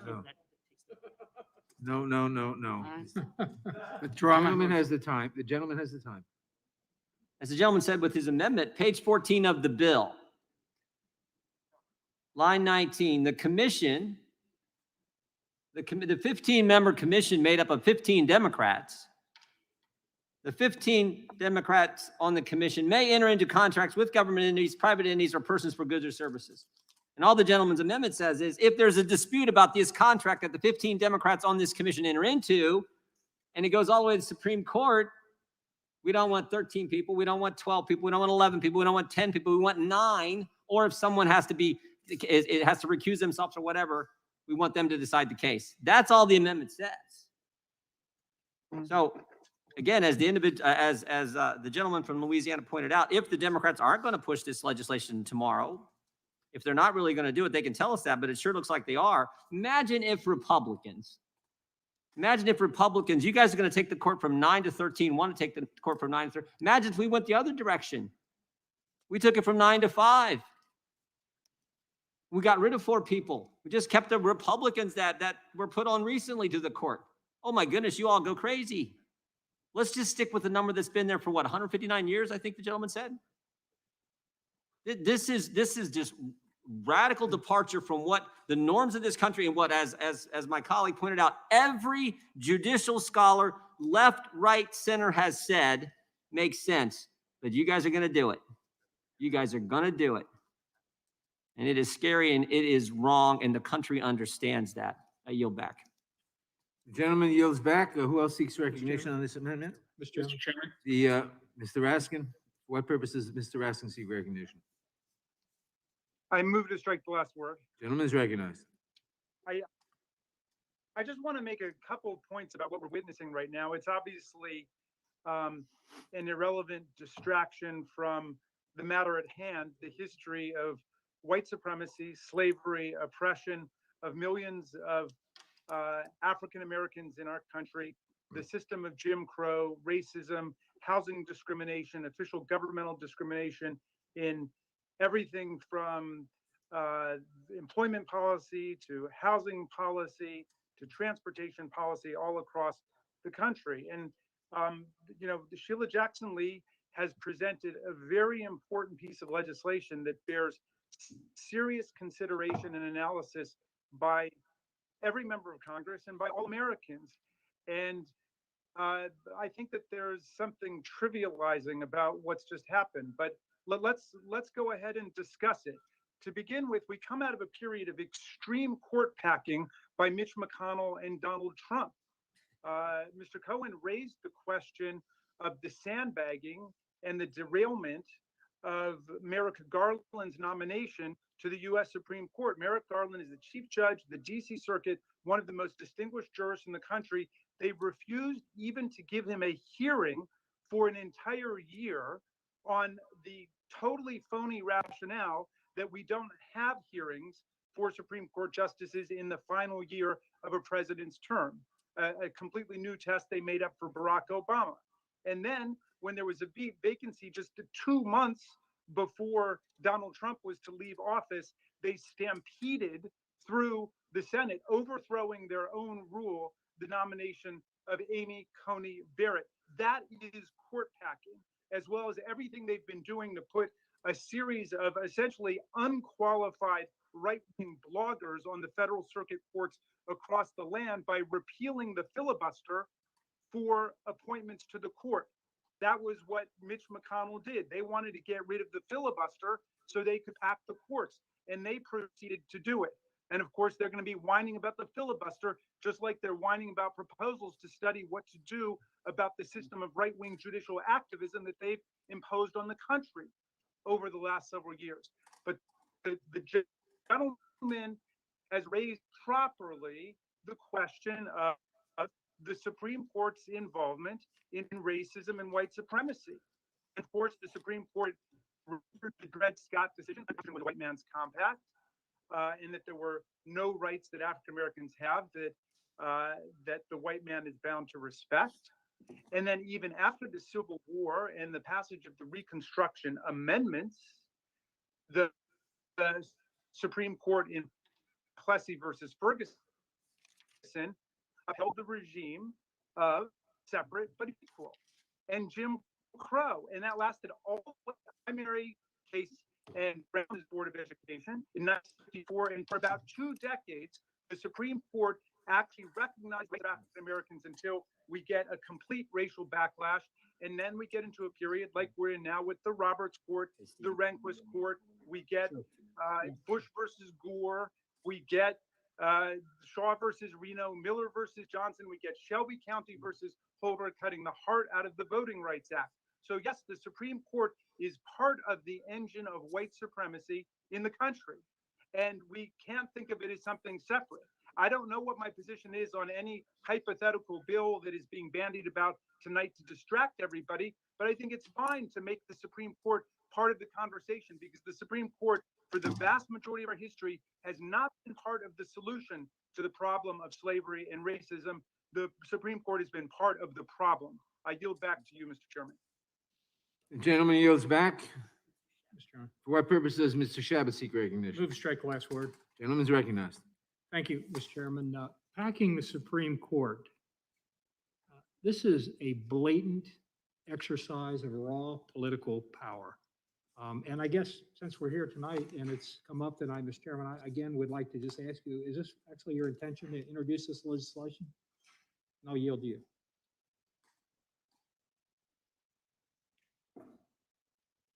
Mr. Chairman, I yield to you.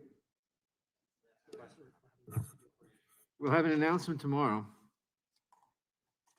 Okay, well, tomorrow is in about an hour and 40 minutes, so we'll be around midnight. I didn't mean that quite that literally. All right, well, we'll bated breath, but, and I want to commend the gentleman from Louisiana for offering this amendment, because the amendment goes back to the bill that we're talking about here, when the bill relative to reparations calls for a study. You know, we're just going to study it. We're going to study slavery, its effects, and what are we going to do about it? And then the answer, of course, we know that's going to come out of that commission is something that's been talked about for some time now, and that's reparations, which, as I mentioned before, is basically taking money from people who never owned slaves and give it to people who never were slaves. Slavery ended again 150 years ago, so that's what's happening here. And packing the Supreme Court, as you apparently want to do, we'll find out tomorrow for sure. Although again, the president already announced a commission that was loaded with a bunch of folks from left-wing organizations and universities and academics, and I think we know exactly where they're going to go. But packing the Supreme Court, as you want to do, would totally politicize the court. And politicizing the court to such a degree would destroy public trust in the one institution that still has the public's trust. They certainly don't trust our branch of the government, unfortunately. I think if we work together in a bipartisan manner, we could actually earn their trust once again, and that's what we ought to be doing, which both of the this legislation is the furthest thing from something that's bipartisan or that has both sides' input in it. But we shouldn't do that to the Supreme Court. Public trust in that institution, to damage that is I think packing that court would do, would probably be irreparable. That's why it hasn't happened for a century and a half. So, and you talk about it going up and down, which sure as heck hasn't gone up or down for a long, long time. And I guess one consolation is that I think the president has to know that if you actually move ahead with this, it's going to hurt both him and you politically tremendously, just as it did FDR when he attempted and failed to do this. So maybe the president will figure that he can, and I think this may be what's happening here, that he can placate his radical left supporters by calling this commission together, maybe ultimately not moving forward with it. But the Democratic makeup of both the House and the Senate is so left-wing, so radical now that you just may move ahead with this thing. And then God help the country. And I'd now like to yield to Ranking Member, Mr. I thank the gentleman for you. I bet at tomorrow's press conference, the Democrats are going to tell us that packing the courts is really infrastructure. How much you want to bet? I mean, and the professor from Maryland, his revisionist history, it wasn't the Republicans in the Senate who changed the filibuster, it was Senator Reid. He changed it. You guys just redefine things, make things up. I mean, this is, oh, and the professor from Maryland said that, that it's an irrelevant distraction. Adding 4 new justices to the Supreme Court, changing 159 years of American history, is a distraction. This is looniness.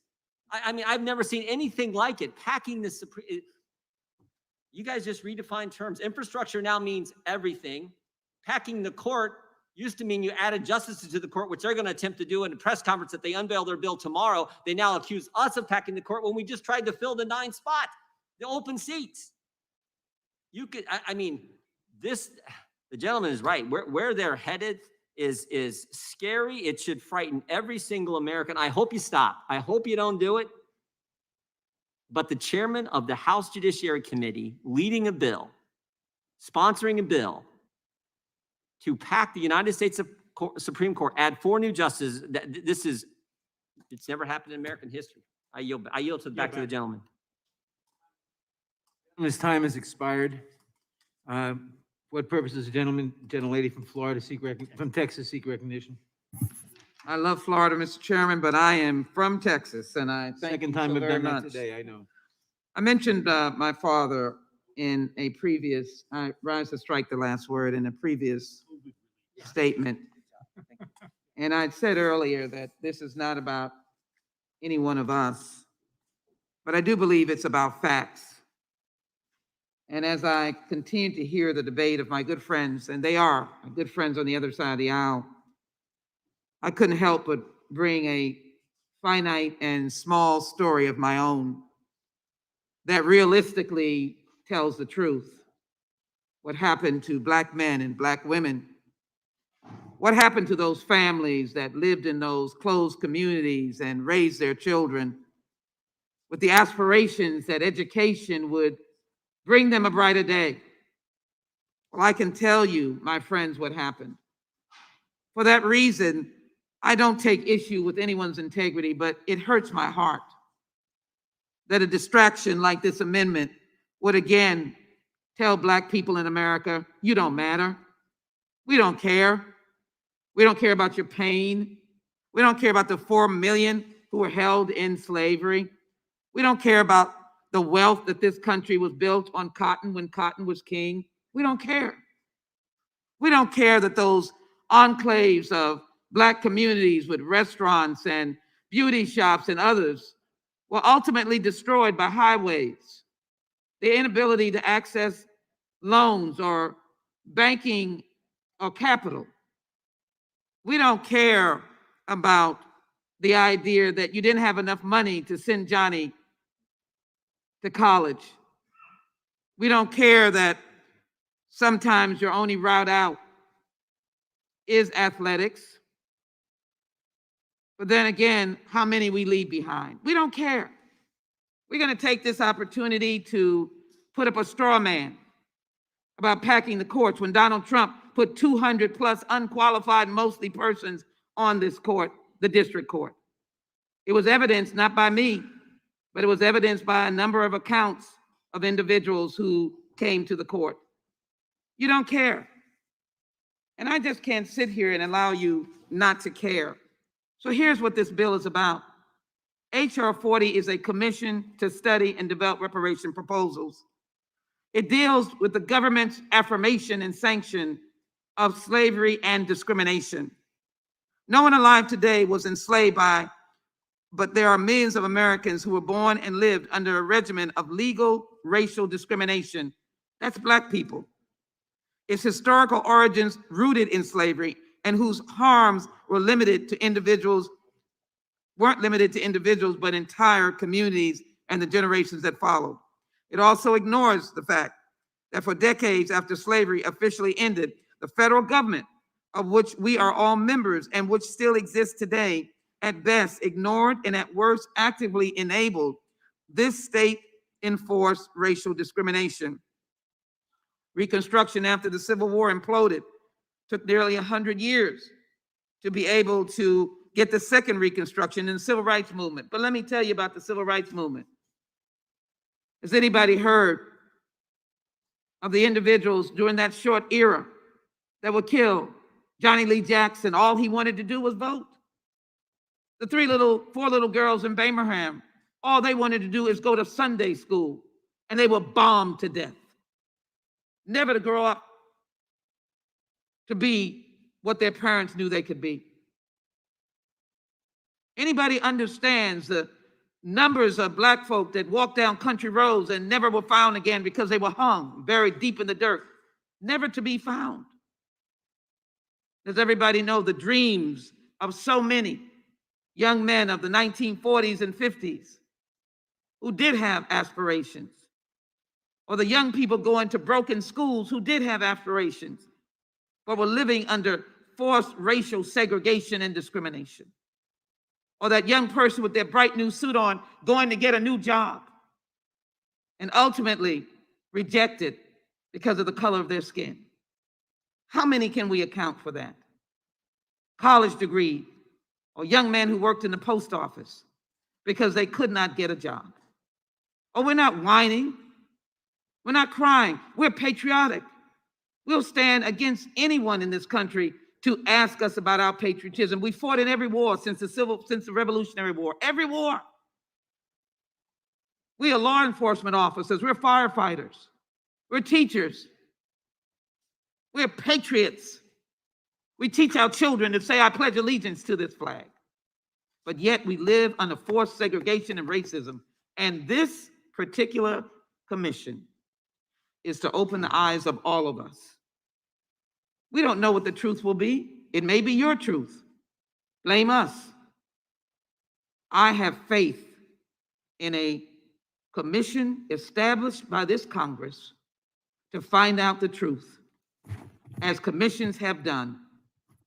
And I have faith in the values of this nation, that we will uphold truth when we see it, and that we will come around to recognizing that reparations is not a handout. It is restoration, it is reconciliation, it is healing. It is American. We need to pass this legislation, and we need to pass it now. H.R. 40 will bring us together, not with anguish, Was but only through truth. yield for a question? My time has expired. I ask my colleagues to support the H.R. 40 Commission to study and develop reparation proposals. I thank the gentleman for yielding to me. For what purpose, the gentlelady is yielded. For what purpose does the gentleman from California, Mr. Issa, seek To recognition? strike the last word, Mr. Chairman, Gentleman is recognized. I'd yield to the ranking member. Well, I mean, I've heard the gentlelady from Texas, and I appreciate my good friend and colleague many times today talk about healing and coming together. But the commission, I mean, if you really wanted to work together with the other side, the commission is President Biden selects 3 members, Senator Leahy selects 3 members, Speaker Pelosi selects 3 members. Why didn't you have Leader McCarthy select some members? I mean, there might be some Republicans who want to serve on this commission. Why is it so partisan? But at the same time, you're telling us you want to work with us and come together, but you got 9 Democrats, and then the other 6 come from organizations that already said they support reparations. So you can tell us you want to work with us, but you sure didn't act like it when you put the legislation together. I yield to the gentleman from California. Well, Thank do you. you gentlemen want me to answer or not? I'd be happy to answer the question. Thank you. I reclaim my time, and I'll get to the gentlelady in just a second. But our founding fathers wrote that we, the people of the United States, in order to form a more perfect union, establish justice, ensure domestic tranquility, provide for the common defense, and promote the general welfare, and ensure the blessings of liberty to ourselves and our posterity, do ordain and establish this Constitution of the United States of America. Those words in the preamble should be our guiding principle on anything we do that resembles what people are saying this commission would do. And as the ranking member said so eloquently, what part of this commission is going to create that feeling of domestic tranquility? What part of this commission is done in a way in which the American people can believe that it doesn't know what it will find, but it will seek the truth? And so it's sad on a night in which we discover that the chairman and the speaker intend to pack the court, we find out while we're discussing something here that there's nothing wrong with studying the history of slavery, and there's certainly nothing wrong with those decades of seeking a more perfect union in which time and time again we have failed. Now, before I yield to the gentlelady from Texas, who I've traveled with, who we've been together for many, many years in many places, she brought up some very good points of recent discrimination and some points of continued discrimination.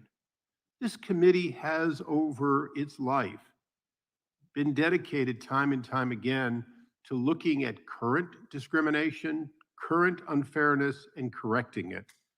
And I would hope that at some point we return to just that, because the gentlelady clearly has ideas of things which still need to be changed in order to live up to our ancestors, at least politically, who asked us to form a more perfect union and to ensure domestic tranquility and to seek justice for all. And I would yield to my good friend from Texas. I thank the gentleman. And first, let me say to the ranking member of the full committee, my time had expired. I know that I'd always welcome the opportunity to yield to Mr. Jordan. So thank you for understanding that. To the gentleman from California, we have traveled together, and I'll get to the point. And let me just respond to Mr. Jordan. First of all, I welcome any of my friends that would love to be a co-sponsor of this legislation. We're not finished. We're going to continue to do so. But as the legislation is now written, it is in consultation with this committee. And we have every opportunity to be able to engage Republicans or engage Republicans through the minority leader. So we're open to truth. We want everybody to be able to accept the truth.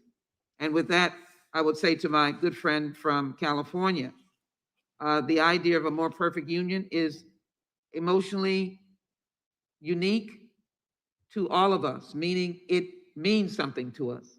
And yes, this committee has looked over the decades, over its history of injustices, and I'm proud to say in our tenure, we've done things together.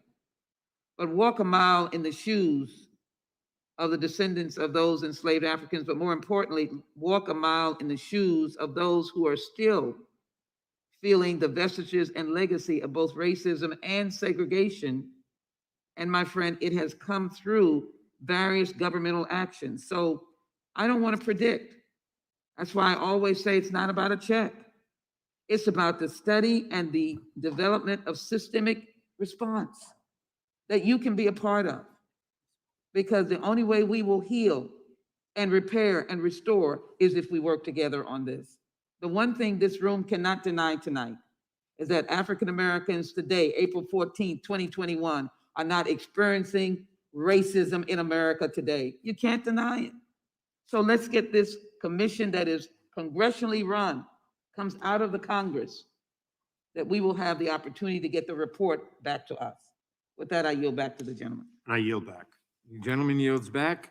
For what purpose does Mr. Swalwell seek recognition? I move to strike the last word. Gentleman is recognized. Mr. Chairman, a CNN story struck me just a couple days ago as we were preparing for this hearing. It said that a century ago, a Black couple owned a beach resort in Manhattan Beach, a Southern California town, probably in Mr. Liu or Miss Bass's district, known for its scenic expanse, and inviting soulful energy, and the songs of Black entertainers radiated throughout the corridors of the dance hall and lodge. But the music and good times would not last due to the strict racial segregation that dominated American life then. That's right. Harassment from white neighbors and the Ku Klux Klan tore away at the dreams of owners, Charles and Willa Bruce. The final blow came in 1924, when the city took the property through eminent domain and paid the couple a fraction of what they asked for. The city wanted the land for a park. The Bruces left and died 5 years later, leaving many heirs, many who are still alive today. Now, there's a move afoot to provide justice to their descendants. Los Angeles County officials on Friday said they are working with state lawmakers on legislation that would return the property, which is worth $75 million. That's one family in America that suffered through discrimination in this country. I support Ms. Jackson Lee's legislation to have a commission to look at how you make families right. Not every family like the Bruces will have a LA County supervisor advocating on their behalf, who happens to be former member of Congress, Janice Hahn, who's leading the effort there. Not every family will have someone fighting to make sure that they are made whole. This commission looks at how we can best do that. That's why I support it. Now, I see these efforts to talk about the Supreme Court and democratic roles back in the 19th century as just a way to ignore the responsibility we all have to Black Americans, to make sure that they are made whole. I understand why it may be uncomfortable if you have supported for the last 5 years a person who said that many people coming to our country from the continent of Africa are coming from S-hole countries, the same countries that many slaves against their will were brought to America. I understand why that may make you uncomfortable.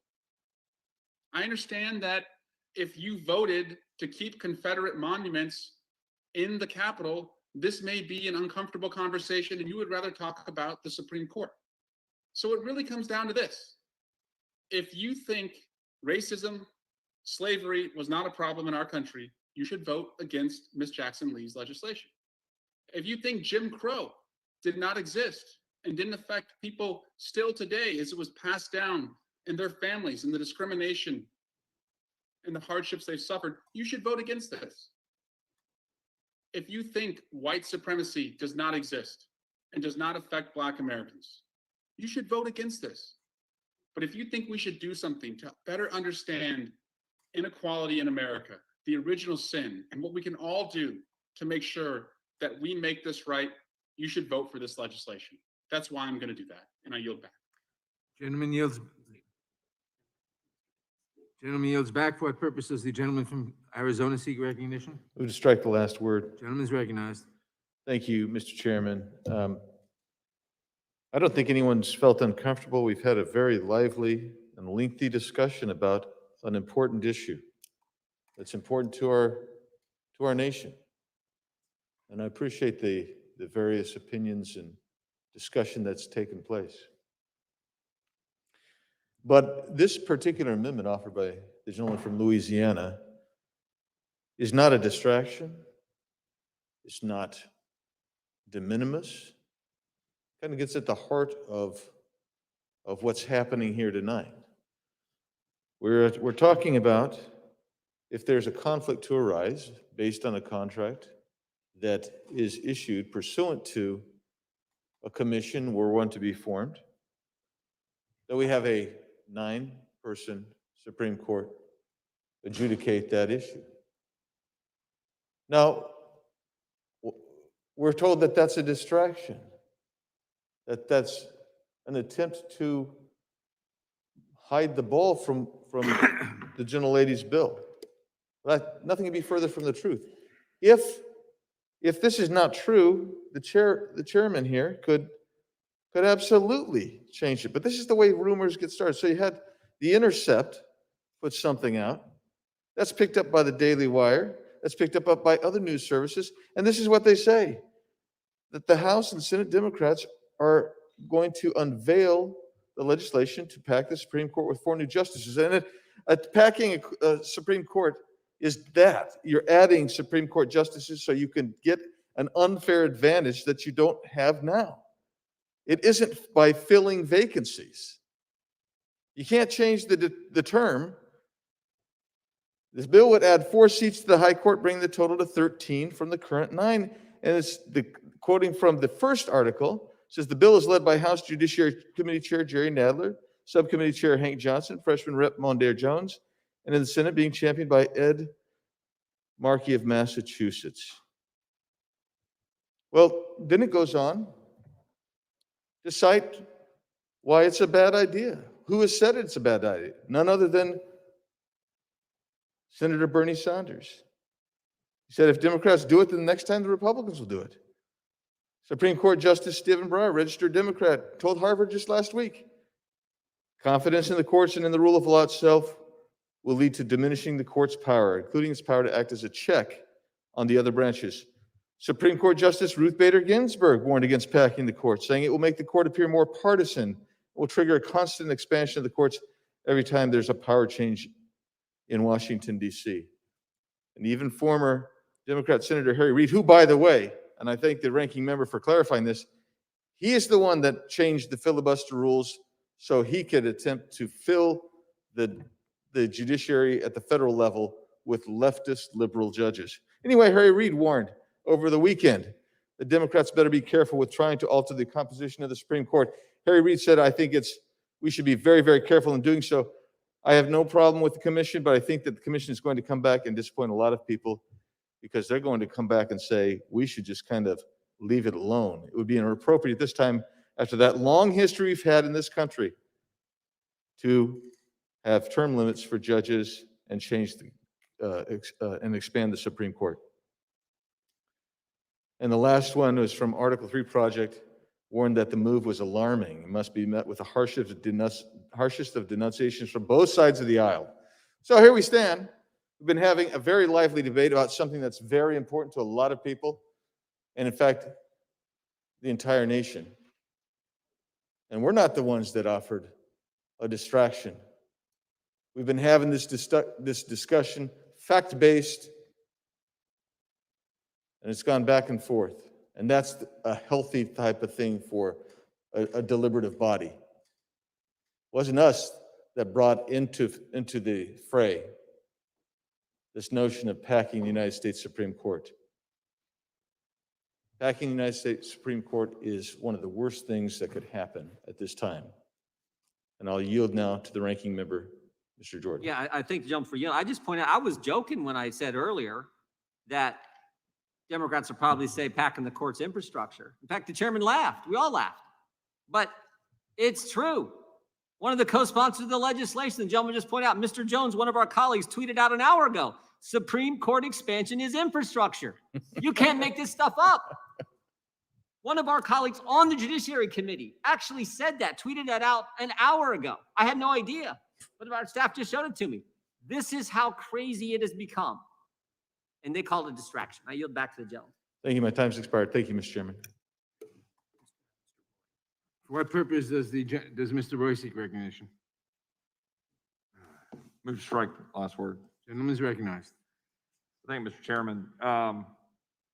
I don't believe that this conversation is a distraction because everything we're talking about here is about power. That's what this is all about. Everything we're talking about here is about power. Who gets to decide? That's the question. Who gets to decide? And this is all about the future of our nation right now. When we think about these important decisions about when you pack the court and you add 4 justices, that changes very much the question of who decides on these important issues. And we know the important issues that have come before the court. Roe versus Wade, 62 million dead babies since Roe versus Wade. Marriage, the definition of marriage, whether someone can bake a cake and not be able to not be persecuted based on their religious beliefs. Gun rights, free speech rights, the ability not to have those trampled. All of these things are things that are decided by the court, and the whole purpose of packing it is to get a result. That's the purpose of packing it, is to get a result from the court. And we want to talk about results. We could talk right now about Brown and Plessy. What was right? I think Plessy was wrong, Brown was right, and I think that was the case because Charles Sumner and some of the history, if you look at it, would tell you that Plessy got the intent of the ratifiers wrong, and Brown corrected it. But go listen to Elena Kagan's testimony in 2008 when she danced around the questions from Senator Cornyn about that very question, basically implying that, well, Brown just made up for this and let the law catch up. That's what happens when the court makes the law. That's what happens when the court becomes activist. That's why these questions matter. It's outcome-based policymaking. We're trying to make the Supreme Court turn into something to create policy. Let's go back to something that the ranking member said. Would the gentleman yield for question? If you give 1 second, Chair, if I can go a little bit farther, then I'll try. Unless I can continue time, I have additional time. So what the ranking member brought up was in the issue that was raised about the court. Okay, let's go back to 2003 for a second. Miguel Estrada. Does anybody remember that name? Priscilla Owens. Anybody remember that name? Janice Rogers Brown. Anybody remember those names? Miguel Estrada was denied the ability to be on the DC Court of Appeals. Why? Because he's Hispanic. Straight up true. We know it. Why? Democratic memos. We can't talk about it because those memos came off of a server that a staffer found and everybody said, hush, hush, let's slide that under the rug. But Miguel Estrada was purposely denied the ability to serve in the DC Court of Appeals because he is Hispanic and he's conservative. That's a fact. We know it's a fact. Oh no, but sweep that aside. Priscilla Owens, Janice Rogers Brown, African-American woman from California, also denied. Bill Frist thought about packing the court. Blowing up the filibuster, chose not to. Who blew up the filibuster? Harry Reid. Democrat Harry Reid blew up the filibuster. And here we sit. I yield to the ranking member. The gentleman is exactly right. I thank gentleman for yielding. This is about power. Why 4 seats? Why not 1? Why not add 2? Why not 3? Why not 5? Why 4? Why the number 4? Because that gives them a 7-6 majority. It is totally about power. Why go to 13? Because you want the 4 liberals on the court to deal with the very issues the gentleman brought up, the life issue and everything else. It is totally about raw political power. And it's disgusting to watch. I yield back to the gentleman. Well, I think the ranking member, what I'll tell you is, you go back to 1937. What did Chief Justice Charles Evan Hughes say to FDR? Quote, there would be more judges to hear, more judges to confer, more judges to discuss, more judges to be convinced and decide. It would blow up the court. That number 9, all 50 states have 7 to 9 Supreme Court justices. They don't have 13. Would the gentleman yield? They don't have 17. Who just asked that question? Jackson Lee. I would yield to the gentleman from Texas, Adam.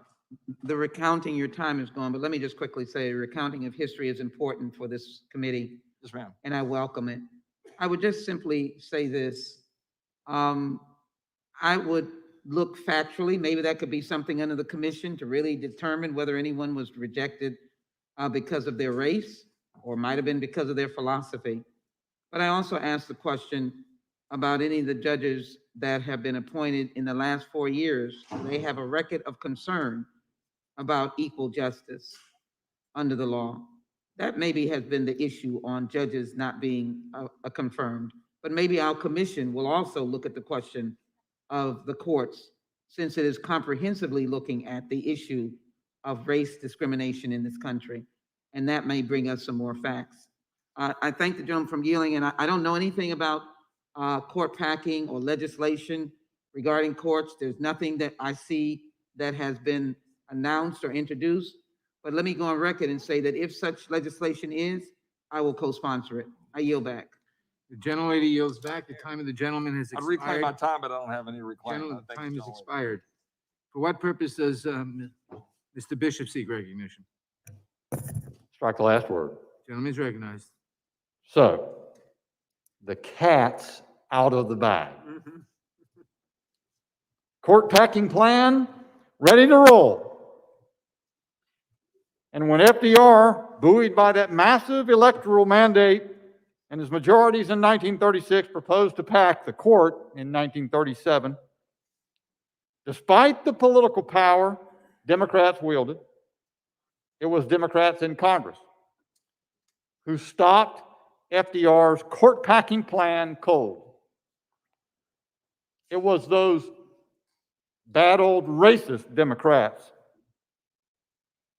whom today's Democrats judge from their lofty sanctimony, who had the self-discipline and statesmanship to tell FDR no when he assaulted the foundations of our constitutional system. What do today's Democrats, congressional Democrats, the new, morally superior, virtuous Democrats do on a bare 2-vote majority in this Congress? Plot in secret to bring forward a unilateral, completely partisan plan to pack the Supreme Court. They play ridiculous games with words, or I should better say ominous games. Childcare is infrastructure. Court packing means filling a vacancy. The freest country in the world, the freest country the world has ever seen is hopelessly and systemically racist. We've heard this technique before. War is peace. Freedom is slavery. Ignorance is strength. The new virtuous Democrats disregard the warnings of Justices Ginsburg and Breyer, of 1983's Joe Biden, even Harry Reid, no slouch in hard knuckle exercise of political power, that one. Even Harry Reid rejected court packing. And by that I mean court packing. These are the Democrats who can define and dispense justice through a commission of all Democrats. They will pursue power at any price. They profess constantly the goal of unity while driving and embracing every means conceivable of dividing Americans against one another. They're working to, quote, end policing. They're transforming the concept of voting. They want to completely remake America as we know it and bring us all together. I yield back. Well done. Gentleman yields back. For what purpose does the gentleman from Oregon seek recognition?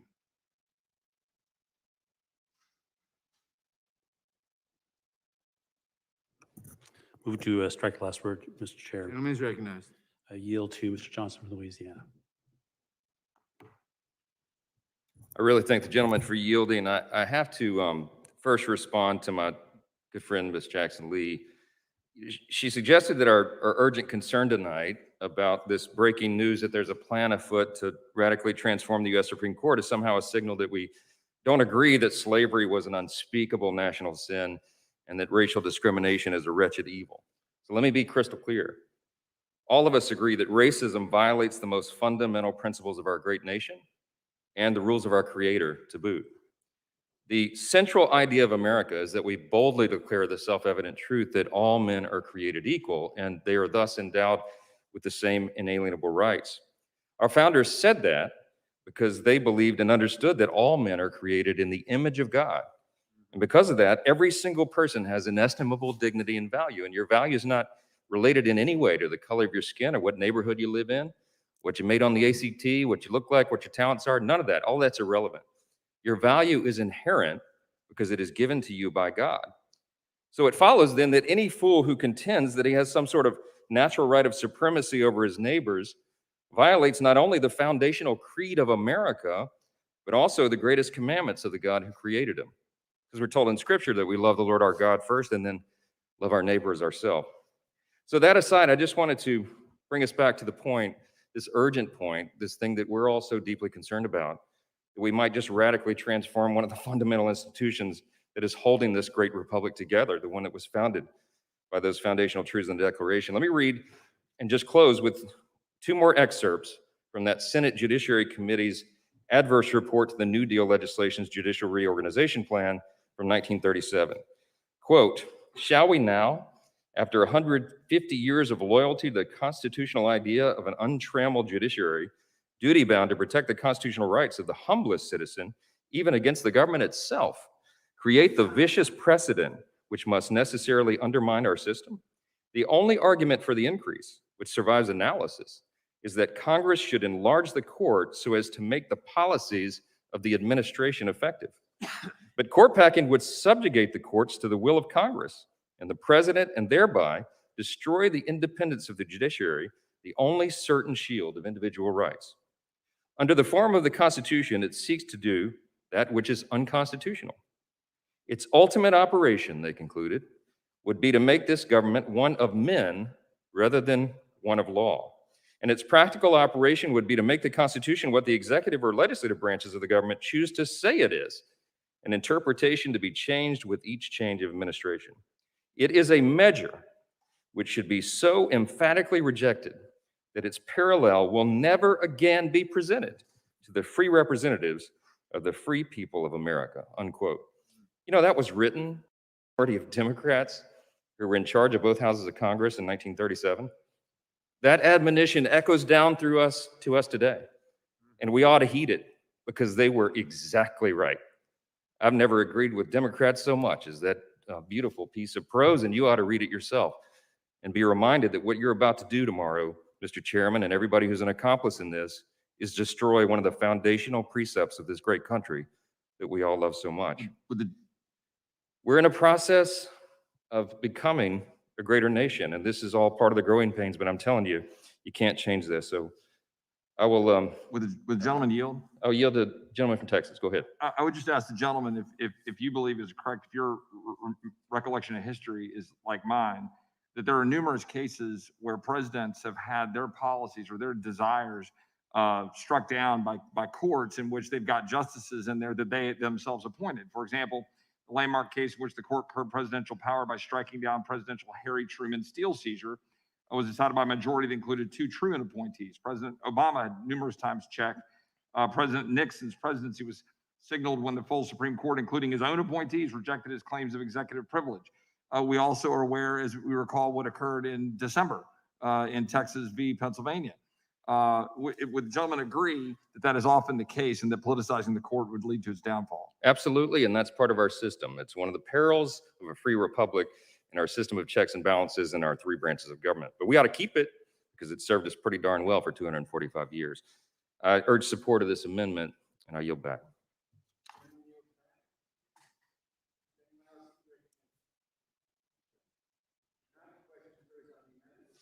All in favor, say aye. Aye. Opposed, no. I have No. submission. The noes have it. And the amendment is not approved. Are there any other amendments to the amendment in the nature of a We substitute? want to vote on that one. I mean, we want to vote on that one. Yeah. We ask for a recorded State vote. your point of order, Mrs. Cicilline. The vote is closed. It's true. Ask for a vote, roll call vote after the vote's concluded. Ms. Point of Cicilline, order is well, what? seriously? Yeah. Seriously. Seriously? Seriously. Come on. Mrs. Cicilline, this is, we'll, technically, I think Mrs. Cicilline is right, but Well, this is. but we will, power. This we law- will give you the courtesy of a recorded vote. The clerk Thank you, will Mr. call the Chairman. God bless you. Mr. Nadler. roll. No. Mr. Nadler votes no. Ms. Lofgren. No. Ms. Lofgren votes no. Ms. Jackson Lee. No. Ms. Jackson Lee votes no. Mr. Cohen. Mr. Cohen votes no. Mr. Johnson of Georgia. No. Mr. Johnson of Georgia votes no. Mr. Deutsch. No. Mr. Deutsch votes no. Ms. Bass. No. Ms. Bass votes no. Mr. Jeffries. Mr. Cicilline. Mr. Cicilline votes no. Mr. Swalwell. No. Mr. Swalwell votes no. Mr. Liu. Mr. Raskin. No. Mr. Raskin votes no. Ms. Jayapal. No. Ms. Jayapal votes no. Ms. Demings. No. Ms. Demings votes no. Mr. Correa. Mr. Correa votes no. Ms. Scanlon. No. Ms. Scanlon votes no. Ms. Garcia. No. Ms. Garcia votes no. Mr. Neguse. No. Mr. Neguse votes no. Ms. McBath. Mr. Stanton. Stanton votes no. Mr. Stanton votes no. Ms. Dean. Dean, no. Ms. Dean votes no.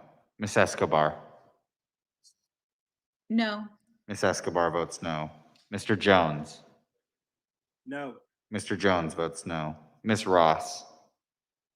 Ross votes no. Ms. Ross votes no. Ms. Bush. Ms. Bush votes no. Ms. Bush votes no. Mr. Jordan. Mr. Jordan votes yes. Mr. Shabbat. Mr. Shabbat votes aye. Mr. Gomer. Mr. Isa. Aye. Mr. Isa votes aye. Mr. Buck. Mr. Buck votes aye. Mr. Gates. Aye. Mr. Gates votes aye. Mr. Johnson of Louisiana. Mr. Johnson of Louisiana votes aye. Mr. Biggs. Mr. Biggs votes aye. Mr. McClintock. Aye. Mr. McClintock votes aye. Mr. Stubbe. Yes. Mr. Stubbe votes yes. Mr. Tiffany. Mr. Massey. Mr. Massey votes yes. Mr. Roy. Mr. Roy votes aye. Mr. Bishop. Mr. Bishop votes aye. Ms. Fishbach.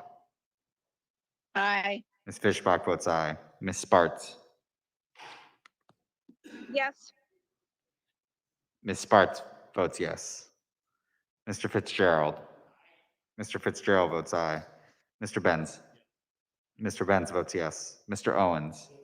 Mr. Owens votes yes.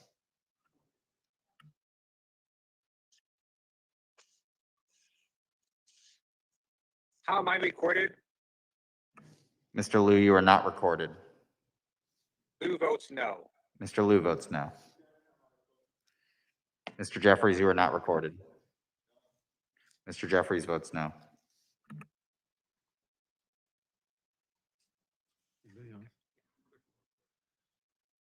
Has everyone voted who wishes to vote? Clerk will report.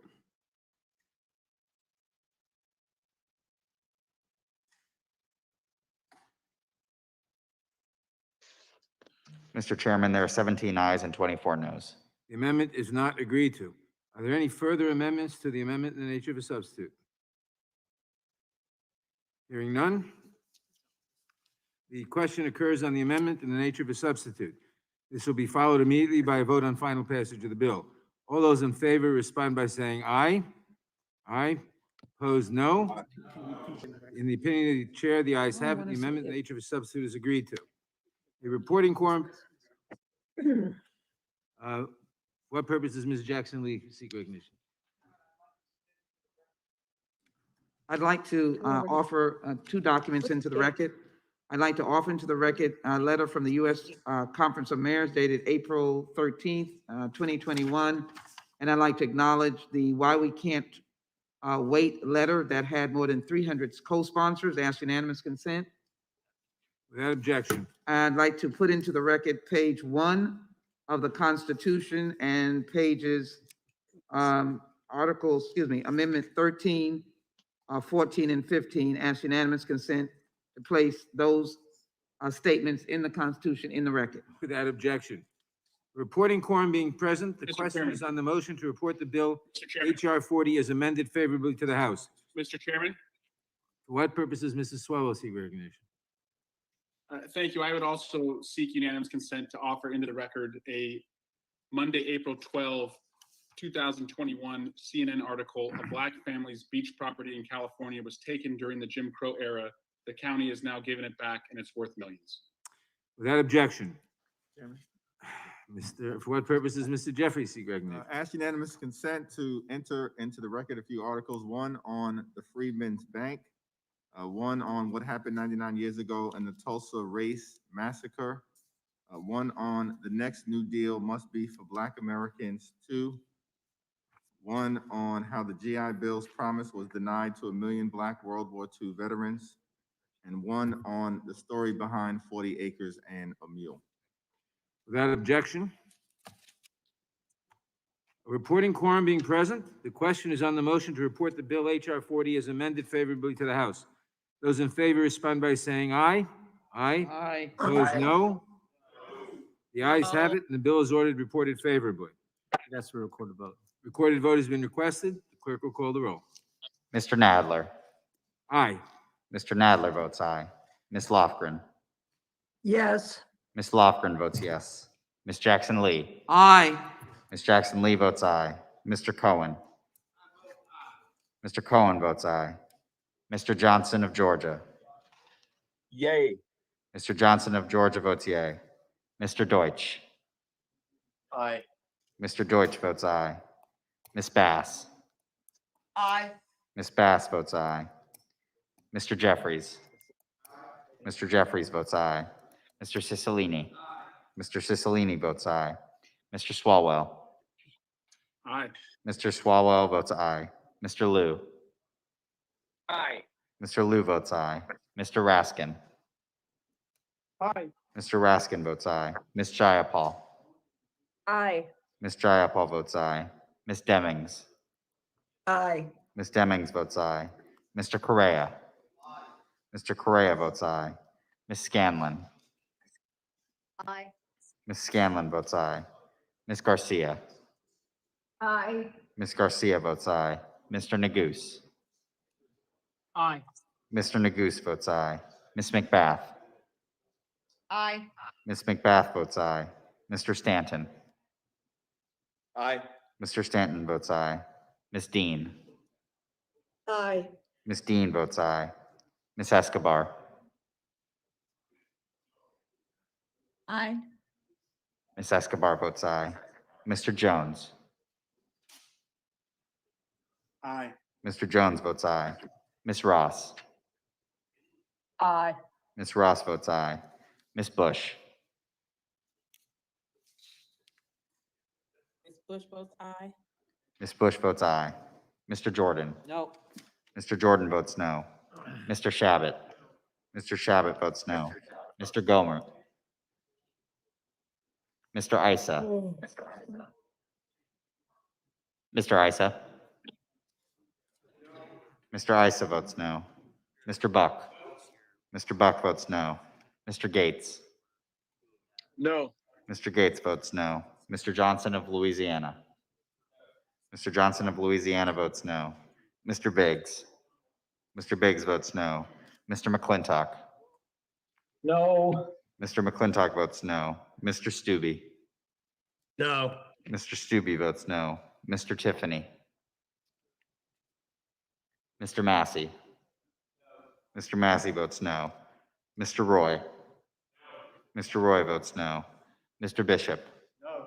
Mr. Bishop votes no. Ms. Fishbach. No. Ms. Fishbach votes no. Ms. Sparts. No. Ms. Sparts votes no. Mr. Fitzgerald. Mr. Fitzgerald votes no. Mr. Benz. Mr. Benz votes no. Mr. Owens. Mr. Owens votes no.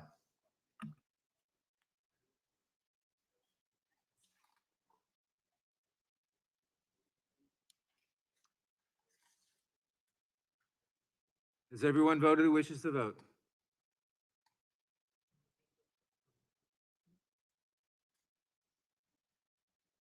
The clerk will report. Mr. Chairman, there are 25 ayes and 17 noes. The bill, the bill is approved. Members will have 2 days to submit views. Without objection, the bill will be reported as a single amendment, nature of a substitute incorporating all adopted amendments, and the staff is authorized to make technical and conforming changes. Pursuant to notice, I now call up the final report on investigation of competition in digital markets for consideration. I move that the committee adopt the report and file it with the House. Pursuant to Clause 1B2 of House Rule 11, because the text of this report has been available to members for at least 24 hours, it is considered read. In light of the hour, I am going to place my full statement in the record. I will just note that Mr. Cicilline and his colleagues on the Antitrust Subcommittee have produced an invaluable resource that will help inform our efforts to strengthen competition in digital markets and throughout the economy. I urge all members to adopt the report. I now recognize the distinguished ranking member of the Judiciary Committee, the gentleman from Ohio, from Mr. Jordan for his opening statement. I mean, the report that we will, I think three that we will, offer, but in our judgment, the report doesn't address the fundamental issue of big tech's attack on conservatives, and some of the unprecedented things we saw happen last fall in the course of the presidential campaign. So we have some amendments that we'll offer, but hopefully we can move through this pretty quickly. We have some amendments that we'll offer. Hopefully we'll move through this pretty quickly, but I know Mr. Biggs has our first amendment. The gentleman the gentleman yields back. For what purpose does Mr. Biggs seek recognition? I have an amendment at the desk. Clerk will report the amendment. Amendment 2, final report on investigation of competition in digital markets offered by Biggs of Arizona. On page 403, add the following. Congress Chairman, I reserve a point of order. Congress must act now to overhaul Section 230 of the Communications Decency Act. What Congress intended as a limited protection for tech companies has turned into the equivalent of a bomb shelter. Special treatment for Silicon Valley must stop. Until Congress overhauls this law, big tech censorship of conservative voices and views will continue to plague the American people, undermine First Amendment values, and threaten individual liberties that are at the core of our democracy.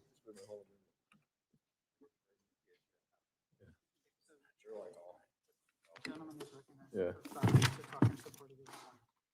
The gentleman is recognized for 5 minutes in support of your amendment. Thank you, Mr. Chairman. And the clerk has just read the amendment in its entirety, and I appreciate that. I want to give you, we're talking here about attacks specifically upon conservative voices and views. So here's an example. A big city newspaper, and this is real, this is real, writes an inflammatory opinion piece versus a public figure. It's so inflammatory that they lost its motion to dismiss on the defamation suit because it was malicious. Then USA Today picks up that piece from the New York Times. They quote the New York Times piece, including the erroneous language. Then what happens on social media with these big tech giants? Facebook and social media relies on that USA Today piece, apparently in its algorithm, and apparently that's what they're relying on, and they turn off the victim, a conservative voice, they turn off their Facebook site. Tens of millions of followers can't find that information anymore. And that is the victimization and the censorship by high-tech, big tech giants of conservative views and voices. Let me give you another example. A Canadian news and news and commentary provider on the internet. They're suspended by YouTube for 1 week. You take them down, that means, of course, they lose followers, they lose the monetization of that. Why did they get taken down? Because they had a 3-month-old video about how social media companies had been censoring President Trump. The video is 3 months old. That same video, by the way, is on dozens of YouTube news sites, including CNN's, ABC's, and Wall Street Journal. But the only place it was censored was the Canadian news and commentary place, because that is a conservative voice. So my amendment really wants to include the language to explain why Section 230 of the Communications Decency Act needs to be overhauled. I've given you 2 brief examples, and believe me, we could give you a whole litany of examples. I want to look at my Republican colleagues, and I wonder how many of you have been censored, had your social media sites taken down. I have. Then we could get a little note saying that we took it down in error. This needs to be fixed. And in some ways, it simply needs to be enforced. Anyway, the point is, something needs to be done with it. That's what this amendment's about. And with that, Mr. Chairman, I'm going to yield to the gentleman from Ohio. Well, I thank gentleman for yielding. I support the amendment. The This is, gentleman from Ohio is thank you, Mr. recognized. Chairman. This is, such distinguished scholars as Alan Dershowitz say, this is what has to happen to allow free speech, the First Amendment to flourish as we want it to in this great country. So this is a simple concept. This is a report, right? This is not legislation. This is a report saying this is something we should do to stop the censorship, largely, we believe, of conservatives. But we want all speech out there. As I think what Justice Brandeis says, the answer to, quote, disinformation is more speech, more information. That's what we want. This is something this committee, the committee that's supposed to protect the First Amendment, could go on record on in this report and say, we support this change that will allow greater speech, more speech, allow the First Amendment to flourish like it's supposed to in our great country. With that, I yield back to the gentleman. Thank him for sponsoring this language to add to the report. I thank the gentleman, and I will yield back to you, Mr. Chairman. Thank you. The gentleman yields back. I now recognize myself in opposition to the amendment. If my Republican colleagues disagree with anything in the report, or if they have additional matters they wish to raise, they may properly register their disagreement by filing supplemental, additional, or dissenting views. This amendment makes changes to the recommendations of the report. The recommendations consist of a menu of options for Congress to consider to promote competition online and strengthen the antitrust laws. The recommendations respond to the findings and conclusions we reached as a result of our 16-month bipartisan investigation into competition into the digital marketplace and the sufficiency of our antitrust laws. The content moderation practices of digital platform monopolies and social media companies was not the focus of the investigation. Our request for information from the investigated companies and other market participants did not seek documents or information regarding content moderation practices. Our request for feedback from leading antitrust scholars and practitioners did not ask for recommendations on reforms to Section 230 of the Communications Act. The evidence gathered during the course of the investigation does not support any findings or recommendations regarding changes to Section 230 of the Communications Act. So I urge my colleagues to defeat the amendment. I would just note in passing, to the extent that folks on the other side of the aisle get themselves all into a lather about the conservative bias of internet platforms, I would note that what has routinely been the case, and I just got it for yesterday, the top 10 performing link posts, which is measured by total interactions, are routinely the top 7 or 8 are some of the most conservative platforms. And so for just yesterday, it was Franklin Graham, Barack Obama, TMZ, Ben Shapiro, Sean Hannity, Don Bongino, Entertainment Tonight, Ben Shapiro, and Ben Shapiro. I would also, and I'd ask that that be made a part of the record without objection. And secondly, the top web publishers, again, with the highest amount of engagement are Daily Wire, Fox News, and Daily Mail by a huge margin. I'd ask that also be included in the record. So my point is, if your claim is there's conservative bias, they're doing a really lousy job. So anyway, it's not a part of the report. I have to, excuse me. Would you yield I to a have the question? time. No. So this is not an issue which was a subject of this investigation. It's not an appropriate amendment. I urge my colleagues to defeat it. I'm happy to take your question. Thank you, Mr. Chairman. I didn't mean to interrupt. I just wanted I to understand. make sure we didn't run out of time. So my question is, if you had a platform, for instance, I don't know, one called Parler to compete with Twitter, and the big platforms that they were relying on, and you have 400,000 followers, and the big platform says, you know what, we're going to unplug Parler. What does that do for conservative voices and such as members of this body? It penalizes them. Yeah, we're claiming my time. Look, I think, again, the question about what platforms exist and don't exist was not the subject of this